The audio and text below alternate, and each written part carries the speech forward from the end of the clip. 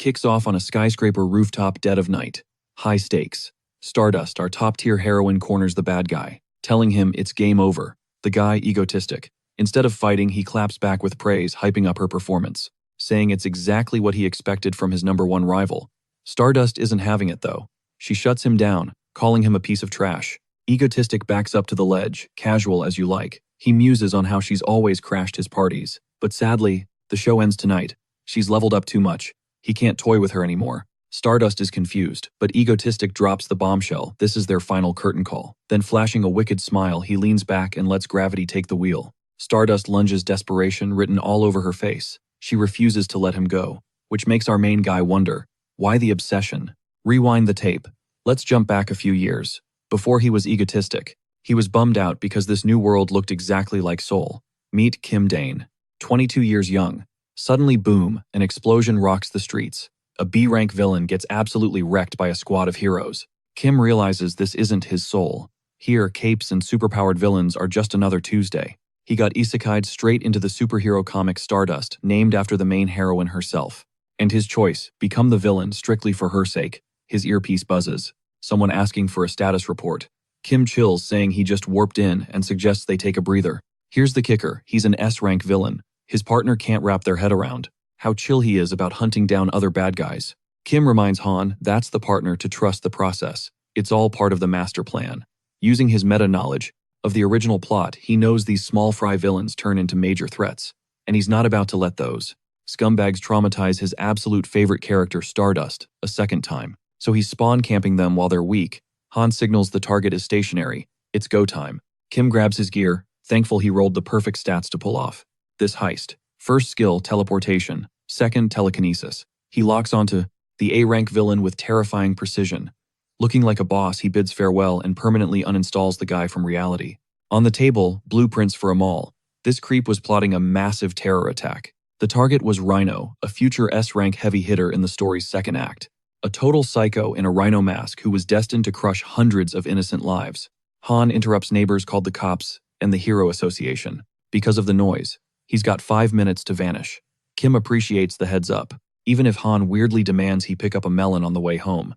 Before dipping, Kim carves a message on the glass for Stardust. Moments later, she gets the intel. Villain Rhino is down. The MO matches. The same mystery player who took out the A-rank villain Zodiac. Ghosted again, 0 traces left behind, except for a bloody message explicitly dedicated to her. That message triggers her. She is furious and vows to hunt him down, no matter the cost. The internet goes wild. Forums are buzzing, calling him a dark hero since he only targets the bad guys. But for Kim, this is a disaster. It's actually driving him insane. Han tells him to quit whining. We find out Han is actually a genius woman with IQ off the charts. Kim explains the issue civilians are thanking him. They like the vigilante act. At this rate, his villain cred is tanking. Even worse, it might make Stardust look incompetent. She's supposed to be the one taking out the trash. To fix this, he needs to rebrand as a legitimate threat.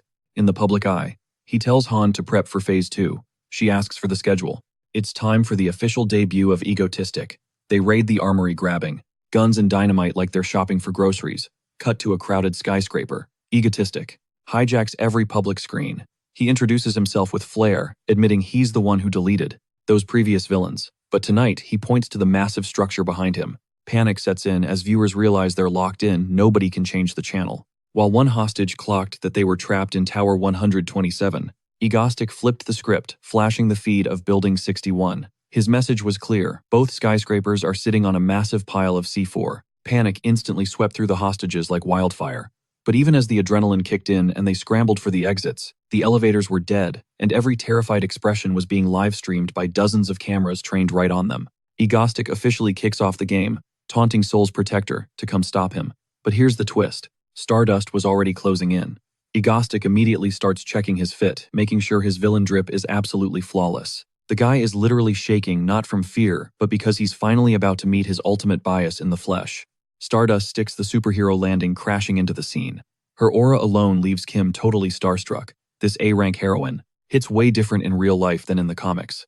She's so stunning that Kim's brain short-circuits and the two just stand there in silence. Flashback time. Kim remembers waking up in this universe battered and bloody in some random alleyway. To make matters worse, he had zero clue where he was. It wasn't until he stumbled out and saw a massive Stardust billboard that the realization hit him. He'd been isekai'd right into the world of his favorite comic. Originally, he planned to grind his way up as a hero to stand by her side. But after analyzing the plot, he realized playing the good guy wouldn't be enough to save her, so he chose the villain route to protect her from the shadows. Stardust glares at him like he's trash, but as she moves in, he freezes her with a detonator switch. One more step and the skyline goes boom. But before the standoff continues, we cut to Kim, back in his world at 15 binging movies. He always thought the villain in that specific film was a total psycho, so he decided to method act that exact persona to get under Stardust's skin. And honestly, he nailed it. Even though she's fuming, she's completely checkmated. The reason Stardust didn't just speed blitz him, simple. A few minutes ago, he read her like a book. He bluffed that he's got a partner hidden away with a backup detonator ready to flip the switch. He advised her to drop the tough guy act, asking how she likes this chaotic stage he built just for her. Stardust demands he let the civilians walk, promising that if he complies, she'll go easy on the beatdown before arresting him. Surprisingly, Egotistic agrees, announcing he'll release everyone, as a favor to the heroine, and suddenly unlocks the elevator hacks. Stardust knows this feels way too easy, and right before the civilians can hit the buttons, Egotistic drops the bomb figuratively. He says letting them go now would be a total snooze fest. Here's the kicker: the moment they press that button, the bombs in the other building will detonate. Plus, every single explosive is set to blow in exactly 30 minutes anyway, so their only survival option is to choose to blow up the strangers across the street. To him, it's an easy choice. Who cares about people you don't know, right? Stardust curses him out for being a heartless monster, while Egotistic declares that today the world will witness the absolute peak of human selfishness. Inside one tower, the cracks are already showing. People are screaming to blow up the other building, terrified that if they hesitate, the 30-minute timer will wipe them all out. But naturally, there are others fighting back, refusing to mass murder strangers just to survive. The arguments are getting heated, and someone screams out asking what the hell the hero is doing. Stardust knows rushing him is pointless, because if that backup switch is real, everyone dies anyway. Trembling with rage, she asks if playing with lives is just a game to him. Egotistic replies that it's not about fun. He wants to test Stardust's limits, seeing as she's one of the few A-rankers in South Korea who actually believes in justice. Truth is, he respects her more than anyone. Stardust blushes, totally confused by the sudden switch-up. In his tone, we see that Kim just wanted to hype her up while the whole country is watching. Still, he mocks her, saying seeing someone so powerful look so helpless is weirdly inspiring. But he's got a good news plot twist. He's giving her a shot to join the game. He patches her audio through to the desperate hostages, waiting for a savior. The deal: if she can convince those terrified crowds not to touch the buttons for the full 30 minutes, he promises the bombs won't go off. Obviously, she thinks he's lying, but he reminds her it's a better gamble than standing there doing nothing. He snaps his fingers, focusing every camera on her, broadcasting her face to the entire nation. Stardust steels herself to speak to the hostages, playing right into Egotistic's hand.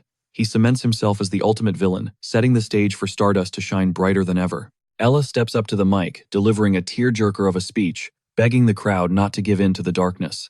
Her words hit home instantly, restoring their faith in humanity. As the clock ticks down, Egotistic can't help but crack a grin, because that timer is inching towards zero. And guess what? Not a single soul has touched the elevator button. The tension is thick enough to cut with a knife. Everyone's terrified, wondering if they'll actually survive. Egotistic realizes it's showtime. He shouts out, feigning confusion, asking why these humans aren't tearing each other apart yet. Surely at least one of them should be a selfish monster like him, right? His performance is Oscar-worthy, but Stardust shuts him down. She claps back, telling him he's dead wrong about people. Sure, not everyone's a saint, but she still believes in the good within them. Egotistic stays deep in character, accusing her of ruining his fun by uniting the hostages. With nothing left to do, he bids her farewell until their next little game.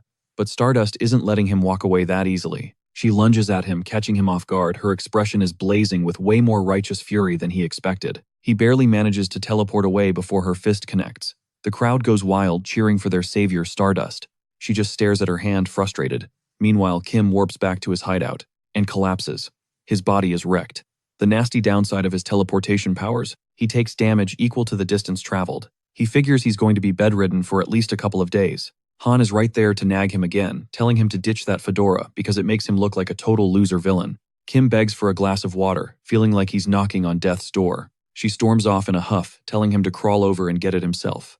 Meanwhile, back at the scene, Stardust watches the survivors celebrating their lives, but she's still racking her brain. She can't fathom how anyone could toy with human emotions like that, and swears she'll nail him next time. Back at the lair, turns out Han brought him the water, after all she's got a soft spot. Cut to the Hero Association, HQ. The brass is watching the news declare Egotistic as South Korea's public enemy #1. They're scrambling because they know almost nothing about him. Their best guess, he's likely based in Seoul, and that creepy mask of his has high-tech perception-blocking features. President Park kicks off the debriefing on the recent chaos. They skip over the 2 dead villains since that's old news. One of the aides steps up to break down yesterday's incident. He lays it out, looks like those bombs were planted on the building's exterior way in advance. The guy definitely used his teleportation powers to prep the stage before anyone noticed. Analysis confirms the explosives were custom jobs packed with enough juice to level the whole structure. Park is skeptical. He can't believe Egotistic built those alone. He asks about the broadcast hack. The aide shakes his head. Whoever hijacked the signal bypassed their state-of-the-art security like it was nothing. They've got no database records on any metahumans with transmission wave abilities. The only logical conclusion, Egotistic has a partner, a tech wizard with elite skills. That same partner probably built the bombs too. Then there's the obsession factor. Egotistic is fixated on Stardust. He left a message for her at a previous crime scene, and during this attack he was dropping way too much specific intel. President Park turns to Stardust, asking for her read on the guy. She doesn't mince words. He's a psychopath who gets off on manipulation and has the firepower for mass destruction. He's a textbook supervillain, plain and simple. Flash forward 2 days. Kim is still hurting, but he manages to drag himself out of bed. Han immediately yells at him for chugging juice, straight from the carton. He lies about using a glass, then remembers who he's dealing with. In the original webcomic, Han is a genius hacker destined to become an S-rank villain. She starts chewing him out, reminding him it's her house. He's acting like he owns the place. Kim fires back that he's the one funding this entire underground operation. So technically, they're square. Han ignores the logic and demands he stop drinking like a savage. Kim agrees, patting her head like a little sister. Suddenly, she grabs him and drags him to the command center. Something big is happening. She points to the screens and asks if he remembers Lee Subin. Kim nods. That's their third accomplice, the deep web fangirl, who's obsessed with him. Han pulls up a live feed. The followers of Egotistic have launched a terror attack in Incheon, and they've taken hostages. Hostages and a bomb rigged to blow the whole building sky high. Kim is betting everything that Lee Subin is trapped in that mess. But Han drops a bombshell. She's not a victim, she's an accomplice. A shaky, nervous one, but still with them. And these guys, they aren't interested in talking. They just want to watch the world burn. Police reports confirm at least 3 bodies already on the floor. Plus, around 300 civilians are held captive inside. Kim is absolutely livid. He's got one golden rule: civilians are off limits. Looks like he's gonna have to go in there and take out the trash himself. Han is locked and loaded to assist. As for Lee Subin, he'll figure out her fate once he sees the situation with his own eyes. Meanwhile, Stardust is already on the scene, staring down the blazing inferno and begging HQ for the green light to engage. Denied. They tell her to hold her horses until the cops try one last negotiation. Stardust is confused. This screams Egotistic, but it doesn't make sense. Usually this kind of chaos is reserved for villains with actual superpowers. But Egotistic, he doesn't need powers. He's using straight-up explosives and a live stream just to get under her skin. It's a play to turn the public against her. Suddenly, HQ buzzes in Egotistic has arrived, and the whole thing is trending live on YouTube. Stardust pulls up the stream instantly, and the chat is already exploding with comments. Inside, the masked goons train their guns on Kim, demanding he identify himself. But the realization hits them fast. Holy smokes, it's Egotistic in the flesh. The criminals light up thinking the big boss is here to save their hides. Big mistake. Egotistic is fuming mostly because his body is screaming in pain from that teleportation stunt. His death glare alone sends shivers down their spines. The tension spikes when Egotistic bursts into maniacal laughter. Simultaneously, Han feeds him the intel. Guy by the pillar holds the detonator. With that target locked, he absolutely obliterates the guy to snatch the device. Savage. The other thugs panic, thinking he's a cop engaging in cosplay, and aim their weapons at him. But then, every single gun twists around in their hands, pointing right back at their owners. Telekinesis for the win. Egotistic sneers, telling them he'd never have. Clueless morons like them as minions. Bam, all the criminals get taken out by their own weapons in a split second. The chat goes wild. Some think he's a twisted hero, while others aren't buying the good guy act. Back outside, the Hero Association finally gives Stardust the go-ahead. Save the hostages, capture Egotistic. She doesn't hesitate and charges into the building. Meanwhile, Lee Subin is still holding a gun, trembling while Han updates Kim, confirming that the girl was dragged into this nightmare against her will. She didn't hurt anyone. Egotistic steps up and rips off her mask, revealing Lee Subin's tear-streaked face. She's a mess, just repeating, "I messed up," over and over. Egotistic cuts her off cold. "Keep crying and I'll blow your head off." That shuts her up real quick. Then Kim turns to the terrified hostages and actually apologizes. Even though he didn't plan this, he feels responsible for these copycat psychos using his brand. Everyone is stunned. A villain. Apologizing. He drops another bombshell. He's paying them for their trouble. And for the families of the 3 victims, maximum financial compensation. Then it hits him: digital paper trail. The cops could track the money transaction. But he figures Han is a wizard. She'll scrub the data. Speaking of Han, she's screaming in his ear to grab the girl and bail immediately. Kim follows orders, scooping the girl onto his shoulder like a sack of potatoes. But walking, it's pure agony. His body is still protesting the teleportation with every step. Just his luck, boom, something crashes into the building with the force of a freight train. It's Stardust making an entrance. Cut to the next day at Yeonji University. A student is scrolling through news reports about the hostages actually getting their hush money. That student is Haru, Stardust's secret identity. She's having flashbacks to crashing that party yesterday and locking eyes with Egotistic. She launched herself at him for the takedown, but he dodged her like a pro. Truth is, he didn't dodge. His legs just gave out from the pain. By the time she recovered to strike again, he was gone. Poof. Vanished. Just thinking about it gives her a migraine. Her friend and senior, Chae-yoon, guesses the coursework is stressing her out. Haru waves it off, claiming she just spaced out for a second. Here's the kicker: she uses a high-tech perception filter when she suits up as Stardust. It keeps her identity safe, so nobody knows the city's savior is just a college kid. But lately one problem is living rent-free in her head. Egotistic is spiraling, totally obsessed with why he even bothered saving those civilians. Chae-yoon pulls at her cheek to snap her out of the trance, telling her to quit with the long face. To fix the mood, she treats her to mango bingsu, the ultimate comfort food, and Haru's absolute favorite. Suddenly, Ghost's image flashes in her mind. Haru's face darkens, realizing not even sweet mango can fix this mess. Her rage boils over until snap, she crushes her pen. She just can't believe that guy is living rent-free in her head. Just another reason to hunt him down. Eventually, they dig into the dessert and Chae-yoon thinks Haru actually looks kinda adorable. Meanwhile, across town, Egotistic leads Lee Subin to a seemingly average house. But he points out a hidden mechanism near the entrance that reveals a secret door. Once inside, they step into an elevator where he punches in the code. They descend dozens of floors underground. Welcome to the ego base. Han snaps at him to stop naming her house without asking, but Kim hits back with, "What's yours is mine." Trying to act cool, he leans back and smashes his knee against the special bed. Ouch, Han suggests. He cut the act and just rest. Kim begs for a break. Teleporting with a passenger is twice as draining. He's wondering why he even recruited her, but right now, this fatigue recovery pod feels like heaven. He shoots a thumbs up, a random gesture that leaves her totally confused. Just then, Lee Subin wanders in and sweetly asks Kim if he wants a snack. He's floored. She went shopping casually while being a wanted criminal. She claims her bangs hit her face, which honestly makes her look even sketchier. Han drops everything to grab her. Malona ice cream. Kim realizes the truth. Han only called the rookie to run errands. He calls her out on it. Han claims she needed help, but Kim fires back that maybe she should have called before the girl committed a crime. He vents his worry that this unstable kid might just snap and shoot up the place. Han shuts him down, clarifying she's not like that. Those guys dragged her into it against her will. Lee Subin panics, realizing they know her name. Han reveals she knows everything. Her parents were researchers at the Yanan group.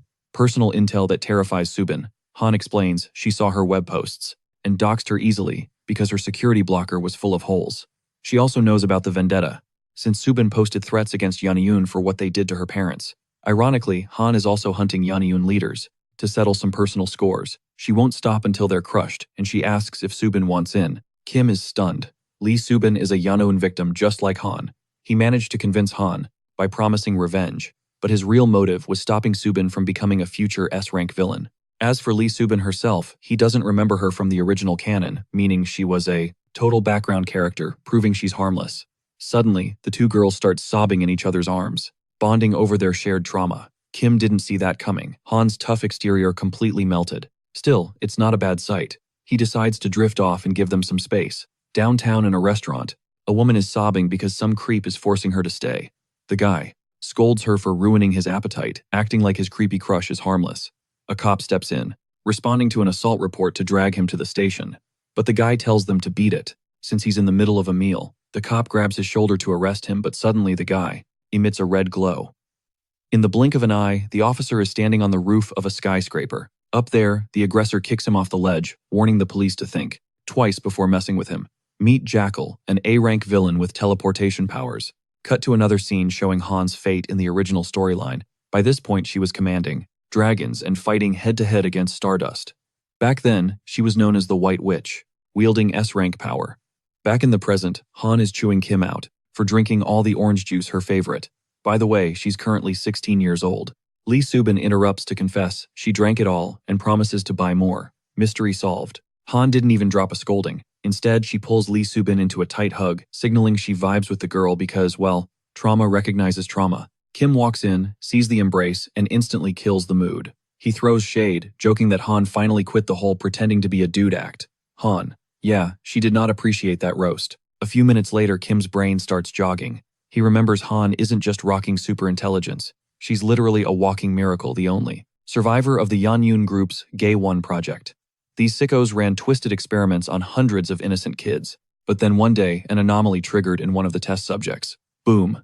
Everyone dead. Staff kids. Everyone, except Han. Battered and broken, she still managed to break out of that hellhole. She found a basement, hunkered down, and built this entire underground base from scratch. She spent years ghosting society, living in the shadows, until the day he personally tracked her down. The second she saw him, her walls went up. Total defense mode. So he cut the small talk and went straight for the jugular. He offered her revenge. Funny enough, their goals aligned perfectly. Han was still acting sus, so he reached out a hand, showing her he wasn't there to hurt her. He was there to save her. See, in the original timeline, Han turns into a psychotic S-rank villain, fueled by a twisted need for payback, only to end up dead in a ditch. Total bad ending. Kim wasn't about to let that slide. Sure, he turned her into a villain now as his accomplice, but at least, he's steering her toward a better path. Back in reality, Han realizes Kim is staring blankly at a screen. Not that his pea-brain could understand the code anyway. Inside his head though, Kim is profiling Lee Subin. Poor girl lost her researcher parents way too young. Despite that, she supposedly hacked her way into a prestigious university through pure self-study. Her major computer engineering. Looking at the future roadmap, she's destined to become the tech support backbone for all of Han's hacking ops. At first, he was hesitant to draft her, but the moment he tasted her cooking, sold. Welcome to the team. Han pulls out a beetle-shaped tracker. This bad boy was custom-built for their main character of the day. The target, Jack Chul, an A-rank villain. Kim lets out a curse. Why did it have to be a teleporter? The worst part is, this guy is broken. He can spam short-distance blinks infinitely with zero cooldowns or side effects. It's a nightmare matchup because Kim can't lock him down with telekinesis. Han chimes in, saying they need to delete him because he's such a headache. Kim isn't exactly hyped about it though, mostly because she has no clue how much physical pain teleporting causes him. Fast forward a bit. He's already on site for the ops. He radios Han asking if warping directly into the guy's living room is actually a smart play. She doubles down, just shoot the tracker. Even if he dodges the bullet, he can't dodge the bug. She engineered it to be faster than gunfire. Kim thinks it'd be cleaner to just clap him in the streets. But Han reminds him, this dude only teleports. He literally never walks anywhere. Plus, she spent ages researching this plan. Arguing with him gets her so tilted she has to chug water to cool off. Meanwhile, Lee Subin wishes her idol Egotistic good luck.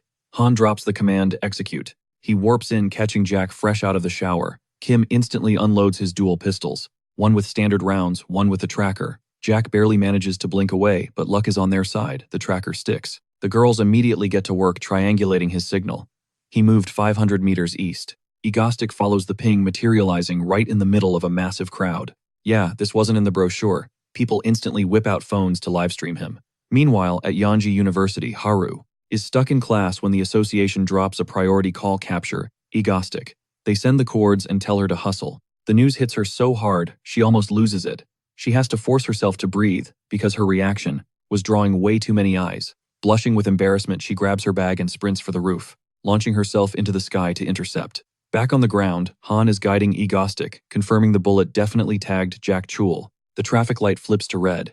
Egotistic moves in for the kill, but Han screams a warning in his ear. Some lunatic driver just blew the red light and is barreling straight for him. But before the impact, we cut to a flashback. Dead of night. A group of shady thugs has Jack Chul tied up on a bridge over unpaid debts. He'd stalled for too long, and these guys were done listening to the sob stories. The boss takes a drag of his cigarette and burns through the rope holding Jack. Despite the begging, the boss doesn't flinch. Down he goes. It was a death sentence. Falling toward the black water, Jack screamed curses at them. But right as he hit the surface, a blinding light exploded. In a split second, Jack Chul vanished and reappeared right behind the thugs on the bridge, leaving the squad totally shook with his sheer absurdity. Jack Chul relished the surge of power coursing through his veins while the mob rushed him for round two. But Jakchul, he wasn't sweating it. With this kind of juice, he knew there wasn't a soul on earth quick enough to tag him. Flash forward, Egotistic pulled a clutch move, blinking right inside the truck to cheat death, which ticked Jakchul off big time. He had the timing calculated down to the millisecond, yet Egotistic still finessed him. Out of options, he scrambled to the top of a skyscraper. Perched on the edge, a memory hit him. Egotistic had already flatlined 2 other villains. He briefly wondered if there was some personal beef, but quickly scrapped that theory, since he'd never even crossed paths with the guy before. When Egotistic demanded his surrender, it clicked for Jakchul. This psycho is hunting villains just for the thrill of it. Then boom, Egotistic warped right next to him on the roof. Jakchul bolted, but it was useless because Egotistic was glued to his heels.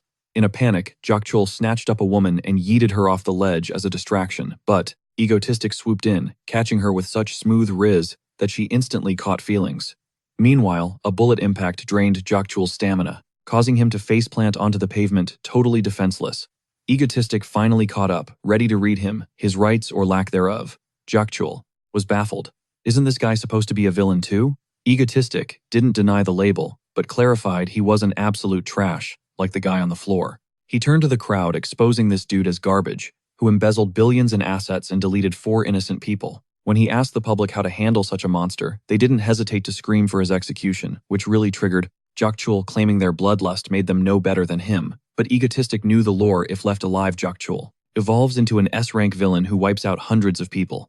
But the worst part, he'd eventually torment his precious Stardust. Slipping back into character, he told Jakchul, "Game over," and double-tapped him right there. Unexpectedly, the crowd cheered. It confused him. Usually people freak out when they see someone get flatlined. Even though superpowers exist here, it usually feels just like his original world. But moments like this, a stark reminder he's on a totally different planet, and he still can't quite get a read on the locals. With theatrical flair, he tipped his hat to the audience, then immediately pointed his weapon at them, a subtle reminder that they were cheering for a villain. But his performance got cut short when Stardust crashed the party. Just seeing her made him blush behind the mask. Usually, she's a quiet college student. But in hero mode, she talks with this gritty, rude tone. And honestly, that really turns him on. Stardust demanded an explanation. Egotistic shrugged, claiming he just deleted a teleporting psycho who murdered innocents. Basically, he did the hero's job for them. Stardust didn't vibe with that. She exploded with rage, while Egotistic pointed out that heroes are authorized to neutralize A-rank threats. She snapped back. "So are you a hero now?" Realizing they were being live-streamed, he saw the perfect opening to glaze her up and boost her public rep. He started monologuing about how he admires her unshakable sense of justice. Totally different from him, an outlaw taking the law into his own hands. However, the speech backfired hard. The crowd started hyping him up for catching baddies, laws be damned. He totally didn't see that coming. Han buzzed in his ear, ordering him to quit the grandstanding and return to base. Thinking fast, Egotistic announced to the world that he is, in fact, a villain who plans to commit more crimes, and dared Stardust to stop him. Then he dipped before he could mess up the narrative any further. Stardust stood in silence, staring at Jakchul's lifeless body, her mind racing with conflicting thoughts. Meanwhile, Kim made it back to the underground hideout, physically unable to move a muscle. A panicked Lizabin demanded to know what happened. Han explained it was the backlash from his teleportation ability. Together, they grabbed his arms and dragged his limp body to the recovery pod. The news went viral instantly.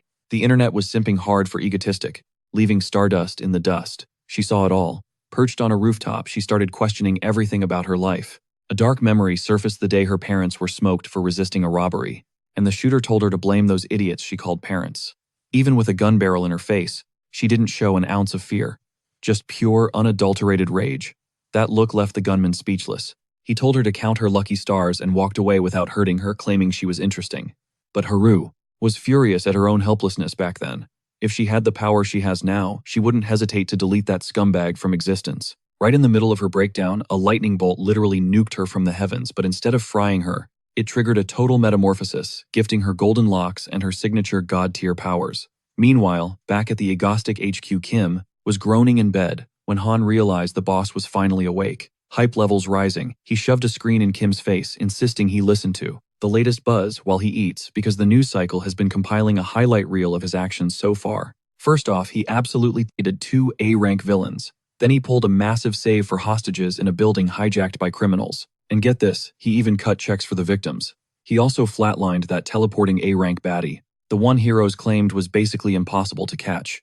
And according to the media's hot take, Egotistic isn't giving off villain vibes. In fact, his approval rating is insane. His post has over 7,000 likes and only 12 dislikes. On the flip side, the internet is dragging Stardust, saying she's contributing zero value and that Egotistic is way more based. I mean, the guy soloed 3 A-rank threats. Kim is confused why Stardust is getting so much hate, and Han thinks it's because she's the slacker among the A-rank trio. Shadow Walker and Icicle are out there saving hundreds, single-handedly, while Stardust crickets. Or at least that's the narrative the keyboard warriors are spinning. And, the cherry on top, they opened an Egotistic fan cafe. Kim can't fathom what kind of weirdos simp for a villain, so he hopped up, decided to flip the script. He tells the crew to gear up because their next raid starts immediately, and they're going to show Korea what a legit villain looks like and who the real hero actually is. Meanwhile, Haru was chilling with her mango juice until her vibe was ruined by overhead gossip claiming Egotistic is superior. It hits her right in the feels because she's trying her hardest and doesn't get the toxicity. She literally slapped herself to snap out of it. And her bestie, Chaeyoung, asks why she's beating herself up. Ignoring the self-inflicted violence, Chaeyoung wants to show her something hilarious that's trending hard, the official Egotistic fan cafe. Haru is shook that Chaeyoung is actually standing this guy, but then her friend flags her down. Egotistic is live streaming right now. Immediately, the association buzzes Haru to report to base, then deploy to the scene. She jumps up and sprints off mission-locked catch Egotistic. Down by the train tracks, Kim made his grand entrance, and to his shock, the crowd actually cheered for him. He grabs the mic, acknowledging that apparently everyone sees him as some kind of hero. They even made a fan club for him, but he thinks they're confused, reminding them he's a villain with a capital V. To prove it, he grabbed innocent bystanders and tied them to the tracks with the train barreling down as we speak. He knows for a fact. Stardust is watching the stream, so he breaks down the rules of the game. It's a classic trolley problem. Leave the lever alone and save one person while 5 die, or sacrifice the one and pull the lever to save the 5. Oh, and if she tries to save everyone, the train derails. Game over. That means her only logical move is to pull the lever. Stardust burst onto the scene, ghosting him for now, fully aware that unbinding the hostages endangers every passenger on board. Despite the crushing pressure, she racked her brain for a miracle solution, while Egotistic watched with glee as the train lights appeared. The livestream chat is screaming for Stardust to pull the lever. Pure math. 1 life lost is better than 5. Kim gets their logic, but he knows exactly how Stardust is wired.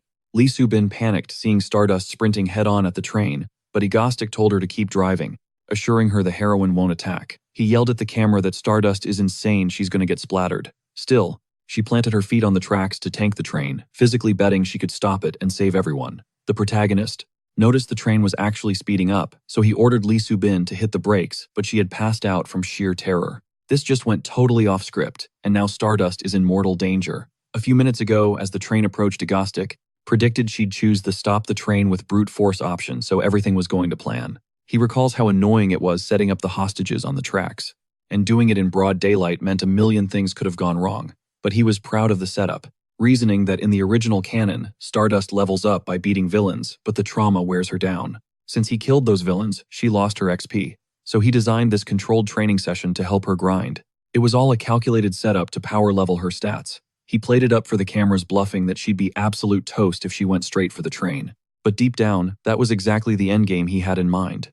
Let's be real, Stardust's flight mechanics and physical specs are still pretty mid and barely scratch A-rank territory, so there's no shot she stops that locomotive with her current build. However, she's unlocking a hidden passive skill nobody talks about. Her power output scales exponentially during a crisis event, so she should be able to clutch this. But then he noticed the train was gaining speed way too fast and Lee Soo-bin was out cold. That was not in the script. If innocent bystanders get deleted, Stardust wouldn't just lose her easy mode, she'd enter a PR nightmare hellscape. Egotistic is entering panic mode. He's clueless on the next move. But Stardust proved she's the main character for a reason, engaging every single muscle fiber. Even her boots were tearing up the asphalt from the sheer G-force she was exerting. Egotistic could only pray she'd stick the landing. And then, against all odds, Stardust pulled off the miracle stop just in time to save every single soul. Egotistic was hyped beyond belief, and now, he needs her to look like an absolute boss for the livestream. Meanwhile, she's running on fumes from that surreal feat of strength she just pulled. Her pose was so iconic that Egotistic couldn't even hide his inner fanboy, but he snapped back to his villain persona, instantly playing it cool. The script went off the rails, but the ending, perfection. A few eagle-eyed viewers caught Egotistic screaming like a cheerleader, but the majority were too busy simping over the heroine they used to trash. Mission accomplished for Egotistic. The whole chat started standing. Stardust, who leveled up purely through her determination to save lives. But that stamina bar hit 0. She couldn't even stay vertical and face-planted into the ground. Egotistic didn't hesitate. He blinked to her side instantly to check her vitals. Stardust threw some curses at him with the little energy she had left, but he just chilled her out, telling her good game, well played, and gave her the win for the day. He's logging off now so she can rest easy. Besides the backup, heroes are inbound to support. She finally blacked out, and Egotistic turned to the camera to sign off on today's raid. However, once the stream cut the internet, started vibing with some suspicious tension between them. Next morning, Han woke the squad who were still completely drained from yesterday's grind. Han couldn't believe they were lagging this hard after just one raid. Anyway, she woke them up with a 5-star luxurious breakfast. Kim thanked her for the sweet gesture, making her blush a little. Unfortunately, she killed the vibe by physically assaulting him, demanding he eat before it gets cold. Once everyone sat down, they absolutely inhaled Han's masterpiece. Post-meal, she flicked on the TV to catch the morning update. She was curious about the headlines from yesterday's chaos. Kim was sure they'd branded him public enemy number 1, but Han burst out laughing at the screen. The whole world is saying they're a couple. The news dropped receipts showing a screenshot straight from Egotistic's own livestream. That totally screams romantic tension between hero and villain. Haru shattered a glass watching it. Neither she nor Kim could figure out how the hell they reached that conclusion. The media calls Egotistic Korea's most trending villain. Yet the rumor mill says he's dating Stardust, the rising supernova, the smoking gun. They found a note from Egotistic in Rhino's room, calling it a gift for her. And the biggest clue was their chemistry on the train tracks. That is definitely true love, and there is zero doubt about it. Haru shut off the stream right there, convinced everyone had lost their minds for shipping a villain and a hero. She's certain that ship will never sail. She absolutely loathes and despises him. But mixed in with that hate is something unexplainable. Seeing her stress, Chae-yoon thinks she's burnt out from the grind. Solution: ice cream therapy for the soul. She just needs to trust her senior on this one. Back at Ego Base, Han was throwing a fit because they'd already pulled off 2 raids. And now she wants to touch grass and have fun. Kim gave the green light for a squad outing, sending Han into euphoria mode. Kim spotted an ice cream festival flyer, thinking it'd be a chill, drama-free zone. Ironically, Haru was holding a brochure for the exact same event. On arrival, Kim was shook by the crowd size. Han, however, was disappointed he wore all black again. He clapped back that real men wear black to look drippy. Han just found that hilarious. Great news for Kim, the guy's vibes are finally immaculate. He immediately sprints toward a rice-flavored soft serve stand. The whole squad agrees this outing was a solid call.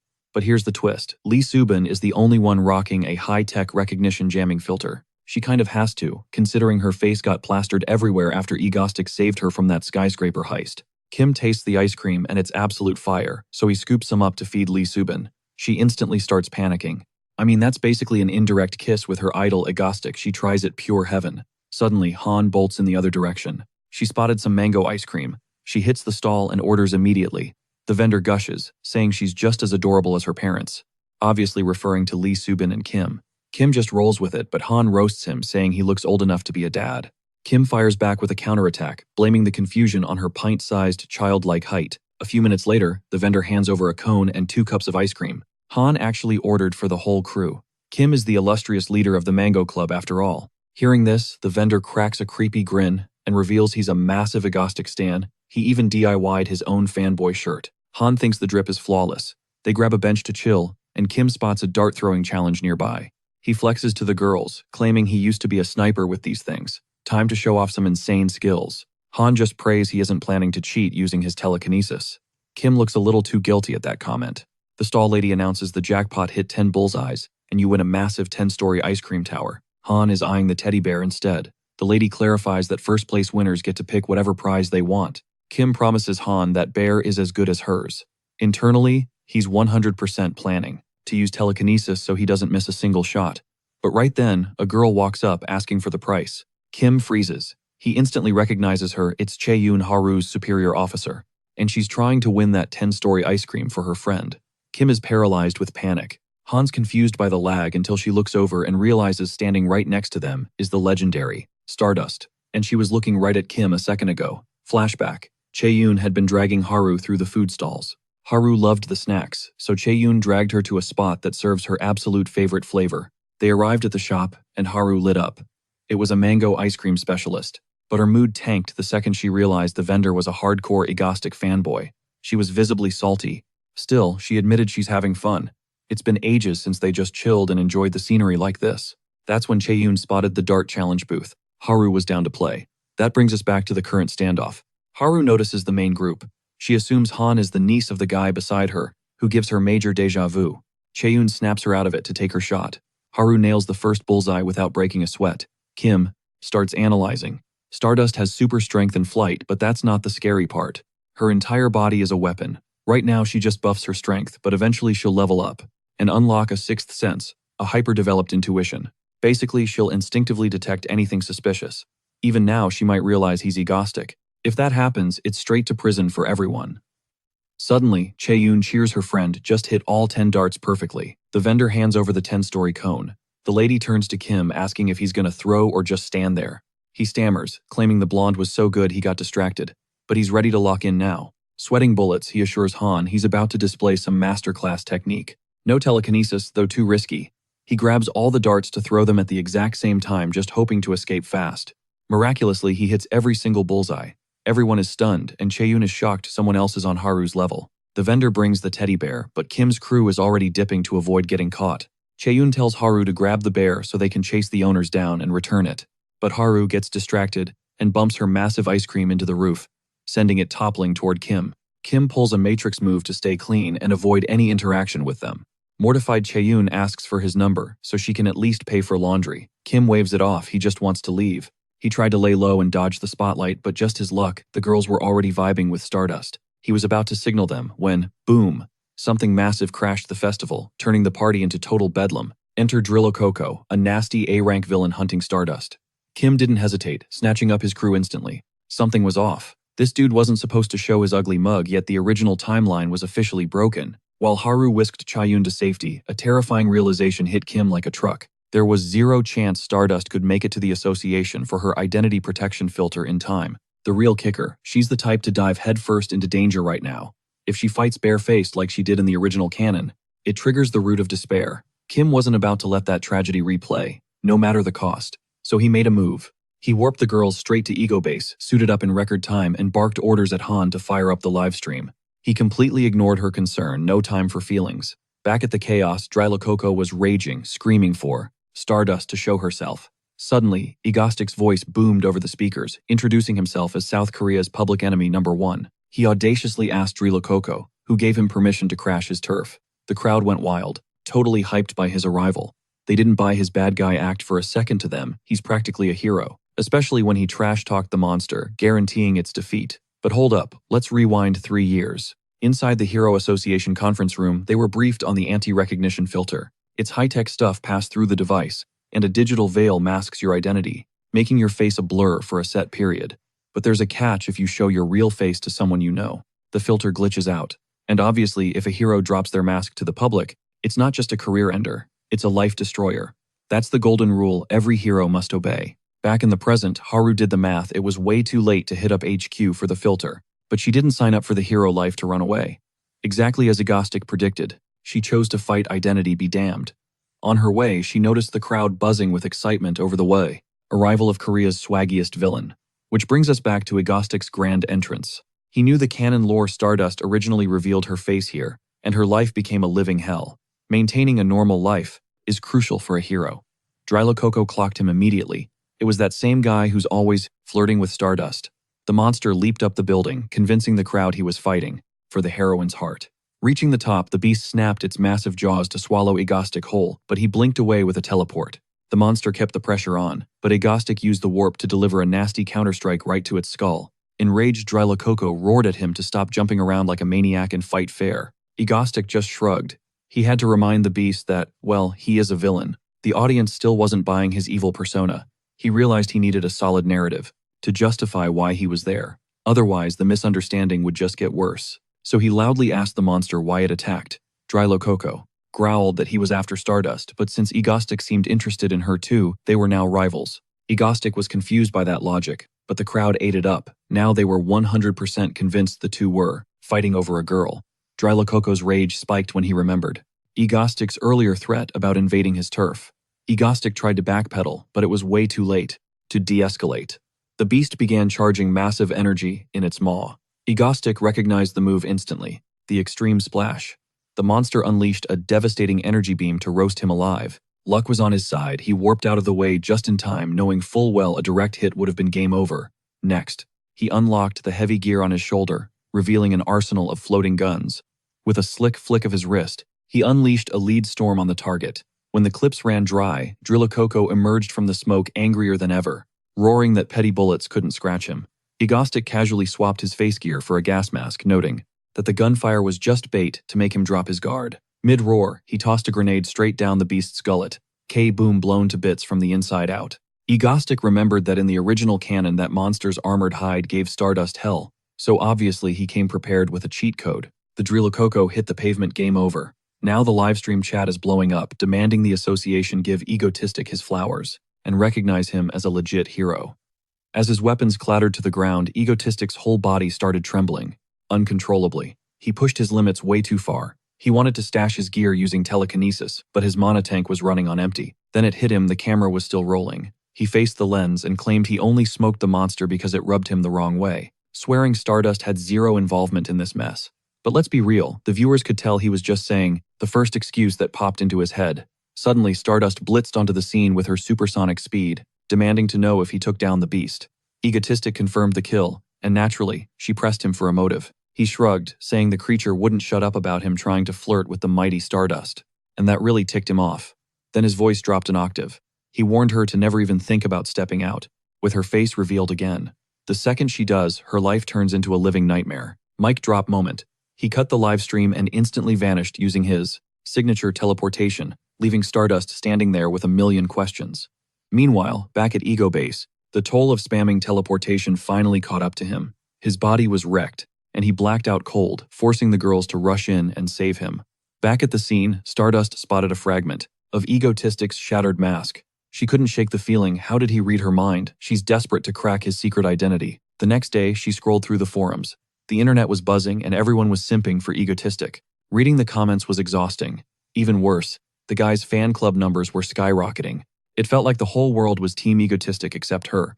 Even the local ice cream vendor was rocking a shirt with his name on it. Remembering his kind words, she started second-guessing herself. Maybe she's the one who's got it twisted, not the fans. Over at Ego Base, Han was blaming Stardust for all the drama Kim was going through. The good news, Kim finally woke up back to his usual self. Asking why everyone looked so gloomy, Han didn't answer. She just grabbed him in a massive bear hug, relieved he was alive. Kim had been out cold for 3 days straight from teleportation burnout. Han laid down the law. He needed to be way more careful. He agreed, though he secretly found it hilarious that she actually cried over him. Looks like their bonding time paid off. But Lee Subin cut to the chase. Why did he rush to the scene so fast? Moving like that, people are going to mistake him for a hero. Han totally agreed, calling it ridiculous since his whole brand is supervillain. Kim countered that if he hadn't stepped in, Stardust would have been forced to handle it. Han didn't see the issue, but Kim broke it down. That would have been a suicide mission. If a hero doxed herself, every villain in town would hunt her down until she was history. Han asked why that was their problem. Kim explained that the world needs a balance between good and evil. See, most metahumans don't suit up as heroes. They break bad. Why? Because the hero gig pays peanuts for the constant death threats. So most take the easy route and become villains. Just look at Korea. The whole country only has 3 A-rank heroes: Stardust, Izzy, and Shadow Walker. Meanwhile, A-rank villains are everywhere. Han still didn't see the connection to their squad. But Kim admitted he's actually invested in Korea's fate. Han got suspicious. She thinks he's just simping for Stardust. He immediately told her to put some respect on the heroine's name. The vibe at the table got super awkward. Lee Subin jumped in to break the tension, asking Han to spill the details on their previous chat. Han lit up, hyping up the upcoming summer vacation, and pitched a beach trip. Surprisingly, Kim was totally down for it. Han practically did a victory dance. But there's a catch. He announced their next move, another terror attack on the city to tank his own approval ratings. The truth, he needs to help Stardust level up her powers. There's a high chance a villain, like that lizard freak, could show up again. If Stardust doesn't get stronger, she's toast. Han didn't care about the details. She just needed confirmation they were still hitting the beach post-attack. He promised, sealing the deal with a pinky swear before running off to pack. Later on, Han admitted she's got big plans. So far, he's staged attacks at the observatory and the train tracks. Ground attacks are totally off the table, so we need to take this chaos to the deep blue sea or the high skies. Kim's gears started turning, and suddenly pure inspiration struck him like a lightning bolt from the god of chaos. The verdict: they need to yeet a plane straight into the ocean, a plan that had him and Han cackling like absolute lunatics. Fast forward a bit, and we see a commercial flight cruising along, vibes completely chill and normal. Until Egotistic hijacked the system, he announces to the whole cabin that today is their lucky day for a twisted trivia game show. And get this, the whole event is being live-streamed to the world. Oh, and he casually mentions he planted a couple of bombs on board. The pilots are locked out, triggering instant mass hysteria among the passengers. Meanwhile, Egotistic flips into full-on game show host mode, shouting, "Let the games begin." Cut to the Hero Association HQ, where Stardust smashes through the doors of the command center. She demands a sit-rep on the attack. The president, looking totally defeated, basically tells her, "Don't bother going." He thinks it's a lost cause. But Stardust, she stands her ground, ready to deploy, and checks him for that loser attitude. Suddenly, a new challenger approaches. Stardust lights up, because it's Hyun, a.k.a. the legendary Shadow Walker, or the Night Lord. He tells the Prez he'll hit up Jeju Island Airport, but after that, he is crashing hard, because fighting in daylight drains his battery like crazy. The president warns Stardust not to go too hard. After all, you can't save everyone. A harsh reality she knows all too well. Shadow Walker engages his dark warp drive. Boom, they arrive. Stardust hits the roof, shouting out a quick thanks to the gloomy guy. But the dude is absolutely cooked from using his powers in broad daylight. She steps out, ready to save the day like a boss. But that confidence shattered in a split second. Because honestly, she has zero clue how to stop a plummeting plane. But pause, let's rewind a bit. Flashback to a few years ago. A shady villain meetup hosted by Thousand, an S-rank baddie. Plot twist. Shadow Walker stands up and straight up vetoes Thousand's master plan. Thousand wants to conquer all of South Korea. He thinks Shadow Walker forgot whose turf this is. Meanwhile, a minion is wondering, how did this guy even get in here without triggering an alarm? Thousand roars that this is his house, and launches a massive energy nuke. But when the dust settles, total confusion. Shadow Walker ghosted him. Suddenly everyone starts getting sucked into this creepy black goo. Thousand powers up to max level to stay guarded. But the darkness, it's dripping from the ceiling now. Shadow Walker drops from the shadows for a sneak attack. Thousand counters with his ultimate move, blasting. Energy beams in every direction. He thinks he flattened the punk, but joke's on him, he just nuked a decoy. The real Shadow Walker spawns right behind him, menacing aura on 100. He claims the turf as his own, drowning everything in shadow. That was him at his peak. Now, he's totally nerfed without his darkness field. Back to the present, Egotistic spots Stardust crashing the party. So he drops the final question of the quiz. The passengers are literally sweating bullets. To get why, let's rewind 30 minutes. Egotistic breaks down the rules of engagement. Everyone gets a text from a burner number. That is your hotline for answers. From now on, zip it. Silence is golden. If you cheat or yap, you are disqualified. Permanently. Question 1. What was the exact capacity of a lifeboat on the Titanic? You have exactly 1 minute. Go. One lady tries to screen peek her neighbor. To snag the answer, Egotistic catches her lacking and bans her for cheating. She starts Karening out, and gets the people sitting next to her disqualified too. Savage. The livestream chat. Starts realizing Egotistic isn't playing. Time's up. He reveals the answer and drops a joke. So cringy that even Han didn't crack a smile. Next up, more rounds, more eliminations. As the quiz rolls on, the vibe shifts from confused to absolutely terrified. Finally, the boss level. The last question. Get this right, and everyone walks away alive. But there is a catch. Only one contestant is left standing. That is when Egotistic spots Stardust on the roof, announcing that hundreds of lives rest on this one dude's shoulders. How's the pressure, buddy? The guy admits he is freaking out. But his answer was talking was strictly off limits for the final round. Usually, you might get a pass for a slip-up, but not today. The judges swung the banhammer immediately. And then, boom. The bomb didn't wait, sending the jet into a terrifying nosedive. Everyone's looking at Stardust to step up, but she freezes. It's a total deja vu of her worst trauma, paralyzing her on the spot. Clueless. She radioed the association for backup, but they straight up folded. They're literally drafting a press release to announce the upcoming tragedy. Abandoned and hopeless, Stardust felt like quitting. She barely managed to stop a train doing 60 miles an hour, stopping a diving jet, impossible. Memories of her parents' death flooded back, wishing she had the power to save them back then. The irony is brutal. History is repeating itself, and she feels useless. Suddenly, static cuts in. Egotistic hacked her comm signal. Just seconds ago, he was vibing, thinking today's raid was a cakewalk. Then Han dropped the info. Stardust hasn't budged from the rooftop. That was definitely not in the script. He ordered Han to patch him through to her headset immediately. Naturally, she greeted him with a few choice insults, which he completely ignored. He made it clear that plane crashes if she doesn't move.